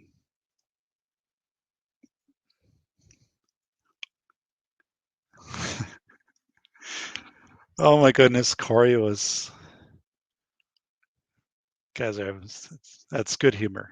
Um, oh my goodness. So yeah, um, it's glass and won't leach lead into the tea when the shiny wears off with repeated stirring. That's cool. I still have some big Coca-Cola plastic mugs, which my brother owned rentals, still does to this day, but like 30 years ago, somebody moved out and they had a box of these as promo items. So he kept them, and I think I got like 4 that I had in college. I still have like 1 today. And I don't use them anymore because I think they're leaching out stuff, and they probably always did. But um, yeah. So my plan, well, my mandated plan is tomorrow. Yeah, the vehicle goes in for servicing. That's pretty straightforward. There's nothing going on there. I only got 7,000 miles on it. And then I'm biking tomorrow. I think about 40 miles. I know the route that I want to do, which is pretty laid back. And at this time of year, like um, the farmers have cut down the crops. So there'll probably be a lot of cranes out, which will be nice. And I don't know. I mean, I'm just going to take my time. I don't think I'll bring anything to listen to. I'll just, I'm going to hang out by the Wisconsin River. One of the trails I take will take me past that, and because this is really it. Like, I mean, if we bring up the 7-day forecast here. I mean, I'm just surprised I've got this day available to me. Geez. Okay, so we've got tomorrow will be 74, and then Wednesday 62 and rain, then 49, 50, 50, 49, 44, 47. So then it's done. Then you're done. So tomorrow's it. So uh yeah, so just a day where I'm gonna um soak up the sun. I've got a couple side roads that I like to go down to. So uh yeah, just it'll be nice. It's kind of nice to know also it's the last ride of the year. Because sometimes you just don't know. Like I think, well, the weather's gonna be good, and then the weather sucks, and then I guess that was the last ride. But um yeah, I'm yeah, I'm looking forward to it. It makes winter a little bit shorter if you're able to bike at least once in October. And I'm still in great biking shape. So like spring is really difficult. It takes a while, but like it'll be easy ride. I'm only doing 40 miles. I mean, um, but yeah, that'll be nice. And then after that, I don't have a whole lot on deck this week. I don't teach this week, so that's a good thing. And I've got to get like 6 pails of stone for my landscaping. I think I'm going to do that in fall versus wait till spring. And then I have to move my fire bush, but uh, I think I'm going to wait till spring to do that. Um, I know it's probably better for the plant itself to be moved in fall or close to winter, but I really don't have the I I don't know. I don't have the energy for that, and I'm not going to enjoy moving this thing if it's 45 degrees outside and windy. Um, I would much rather deal with it in spring when it's warming up. And I know the bush isn't the fire bush isn't going to be all pleased with relocating, but it's not like it's moving a big distance. I'm moving it literally 2 feet in one direction. But I have to relay the scallop stone circle that I have, and I measured all of that out. And then I used a string with a point in the middle, and then I, spray paint a circle so I knew where the hell I was putting the thing. But now I can't do that because I don't know exactly where the center of this is because the plant's there and the plant's not exactly centered. And I have some extra scalp stone in case I make the ring too big, but and then I can't really make the ring symmetrical while the plant is where it's at because I'm only moving. It's just the whole thing has like complexities into it, which I'm like, son of a bitch. I just don't like. I need a mathematician and an architect to be in on this project. I know I can make it work. I think I'm just going to do an actual outline that I'll put together in paper that I'll unfold when it gets to the area, and then I will carve out for the bricks. But it's more complicated than what it seems because the existing structure has to be incorporated into the new one. And there is a part of me that just is like, well, I could just leave it the way that it is, but it looks kind of odd. It's too close to the concrete slab, and it just would look better. So eventually that'll bother me to the point where I'll move it, but I don't think I'll move it this fall. So I don't know. My brother-in-law is kind of up for driving up and helping move it. So my gut says, are you saying just in general or just this winter? Um, if I leave it where it is, I do have to redo some of the scalp stones that got messed up in the concrete project because there's only 8 inches between the concrete and the scalp stones. So like I can't really mow that, although it's not that big of a deal. Um, but I think for the fall, I think for right now, I think in spring, I would have the energy to do it to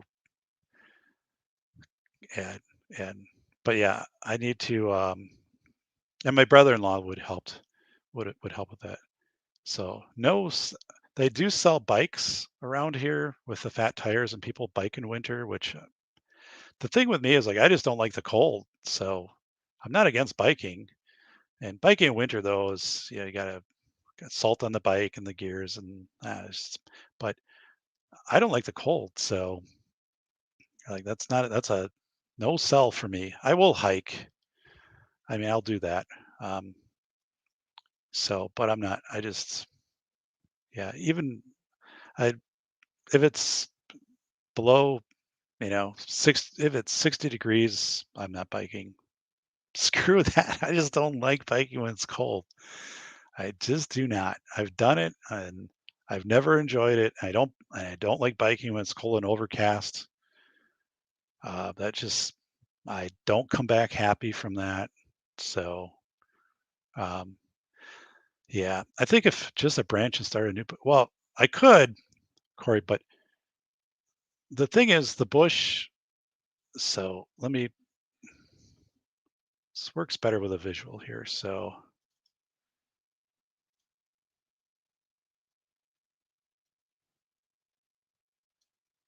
let's, all right, let's do this.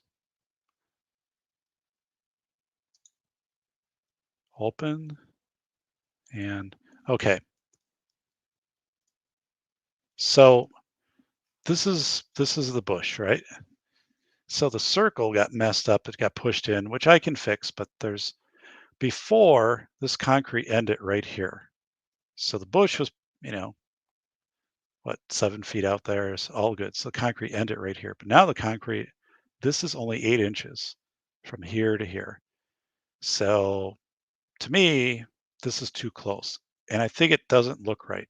But maybe I won't care after a while. I'll just be like, it is what it is. Um, but this is 17 feet from the road from center on. So I'd bring it, and so I measure like where sidewalk would go through, and I'm like, okay, I've got enough space, but I would move it, and I go over 28 inches to, well, my property line is basically like right where this fence is going along. So I would move it up by 20 inches and over by 12. And then I could mow in between here. And then if I also draw on here, I'm not hitting my mirror over here. And I'm still 2 feet away from the neighbor's the property line. So, but then see, I have to rebuild a circle. So I'd almost have to like take the whole bush out first, dig down. Now, this is fibrous. It doesn't go deep, but it does have a ball. So I can do this, but I have to like then dig everything out and redo the stones partially, move it, and then redo the stones because stones would come in here, the scalps. I don't know. If the thing died at some point, I would just move the circle, I guess, but I don't know. The thing's pretty healthy, right? So Bolo's right on with saying like, do I really want to press my luck and then have this thing die? Uh, and it's not, you know, it's not that big of a deal. Like I could run a mower, just not that. To me, it's an issue right now. It just doesn't. I'm not used to it. It just doesn't seem right. But um, the only reason this is here really is when you're out on the road, it kind of that's brings your attention here versus like looking way into the back. So um, just kind of an aesthetic feature. But I don't know. Maybe I'll just leave it. I'd plant 2 smaller shrubs, totally wreck it. I could use nachos, dang it. It's just 8 inches. Oh my goodness. Traveling fools. I'd plant 2 smaller shrubs and totally wreck it. 2 smaller shrubs laterally, like here. My property line ends at the fence, right? So that's the neighbor's property. So there's 4 feet of this belongs to the neighbor. So I can't plant anything over here. So I don't know. It's for a firebush, it's really good. Firebush is easy to maintain. Um, you know, it'll look like this until the leaves fall off, but in summer and they're really drought tolerant, so it's storms don't affect these things. Yeah. So anyway, I don't know. I got to figure out what I'm going to do. Honestly, if it wasn't there, I probably would have changed the slab design a little bit. Although, like, I could only bring it so far because the property line's here in city code, and I could have maybe have swung this over a little bit into here. I don't know. It's not like it's a big deal, but and the other thing is aesthetics. Like you don't want concrete too close to the road because no one else in my neighborhood has concrete this close to the road. I'm the only person. Now my neighbor across has a concrete slab, but he doesn't start his until a little bit further, and so I'm kind of like, you know. But I don't know. Maybe it's okay the way that it is. Um, I don't. This actually, I paint this. I have like a special mulch dye several times a year, so I just have to put some paper over here when I do it to make sure I don't get anything on the concrete. But it looks really nice. Like now it's end of season, so it looks bad. But um, yeah, I don't know. This stuff has to green up for goodness sakes. Um, Bookending the drive. Um, wow. George Washington always said, "You move plant trees and shrubs in the fall and winter. It makes them hardy." Yeah, that's everything I've read too. Is like if you're going to do this, do it now. Um, don't try to pull the stunt in spring. But the other side of me is like, I don't know. But there's a wild card here, and that's my brother-in-law, who's like, yeah, you want to move that? I'll come up with my truck and not to yank it out, but I mean, we'll go and if you need some new mulch or you got to get some topsoil, or I'll help you dig the thing out. Because I'm like by myself too, like to pull this thing out, and I think it's kind of a two-person job without really having to mess this thing up. But my brother-in-law's up for the challenge, so plus he wants to see the concrete. So I'm just not sure how I would recreate the circle when half the circle would still be here. It's kind of these weird things like that, I can't get my mind around how unless I actually took the bush, fire bush, and set it off to the side and wrapped up the roots in like burlap, and then completely destroyed the ring, or then I would know the center of the ring because I could just take the diameter at a few points, and then I would know where the center would be. Like if I had a few lines, I'd be able to mark a center. Then I could run a little string out, and that would be my radius. And then I could just totally start over somewhere else with a new radius, draw my line out. It sounds like a hell of a lot of work, but you got to be precise on these things. So, and honest to God, in my neighborhood, like people compliment that all the time because I have a maple and I have a bigger ring around it that I put in, and the two are at the same distance close to the road. And people are like, ah, it's really nice. So I did that 20 years ago, though. That fire bush has been replaced a couple times, but um, George Washington also said, "Don't piss on an electric fence." So he was very adamant about that. So he kind of bring it up at the end of speeches. People be like, "What? Where'd that come from?" So it's just advice. It's just advice. So and it's as good now as it will be in the future. So um, I live in an apartment, so it could start to rut almost immediately. It's Corey. Then again, I'm already cold, so it may not even work. I don't know.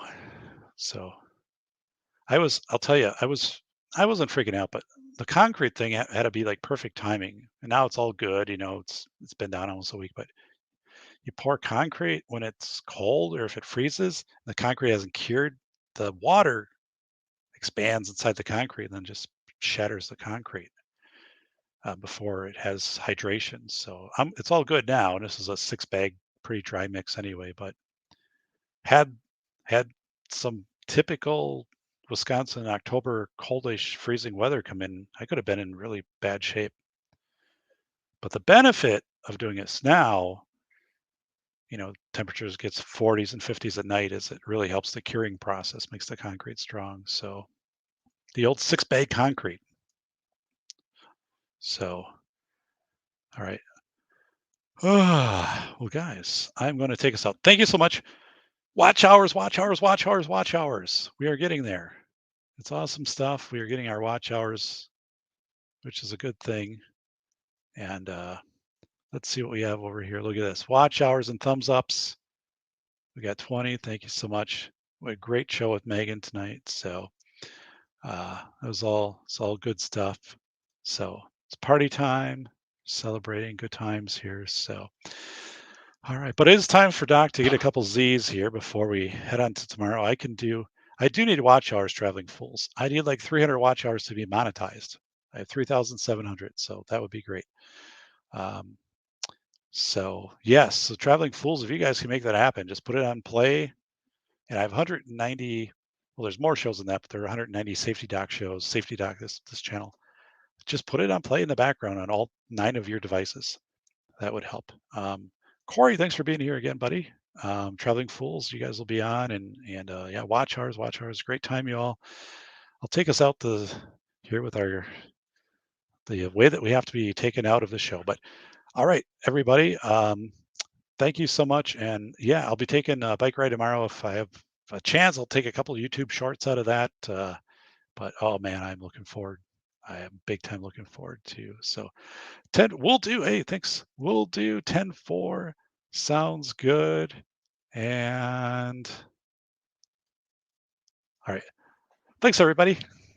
Oh, wait a second. I got to get this. Sorry about this. 10-4. Take care, all. Stay safe. How were the beans and chili that you had for breakfast? They were delicious. Thank you for asking. But now I am very gassy. I'm sorry to hear that.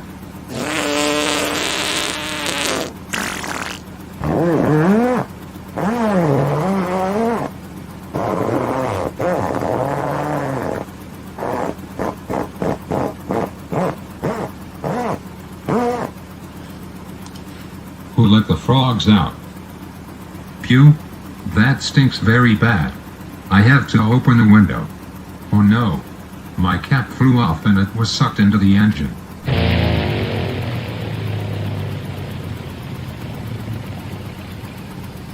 Holy smokes, the engine just cut out.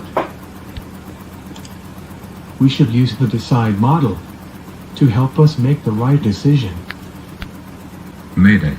Mayday. I am declaring a beans and chili emergency. Please advise for landing. Flight 019er, 2 miles northeast. Turn left at 90. Maintain 4,800 to establish an approach.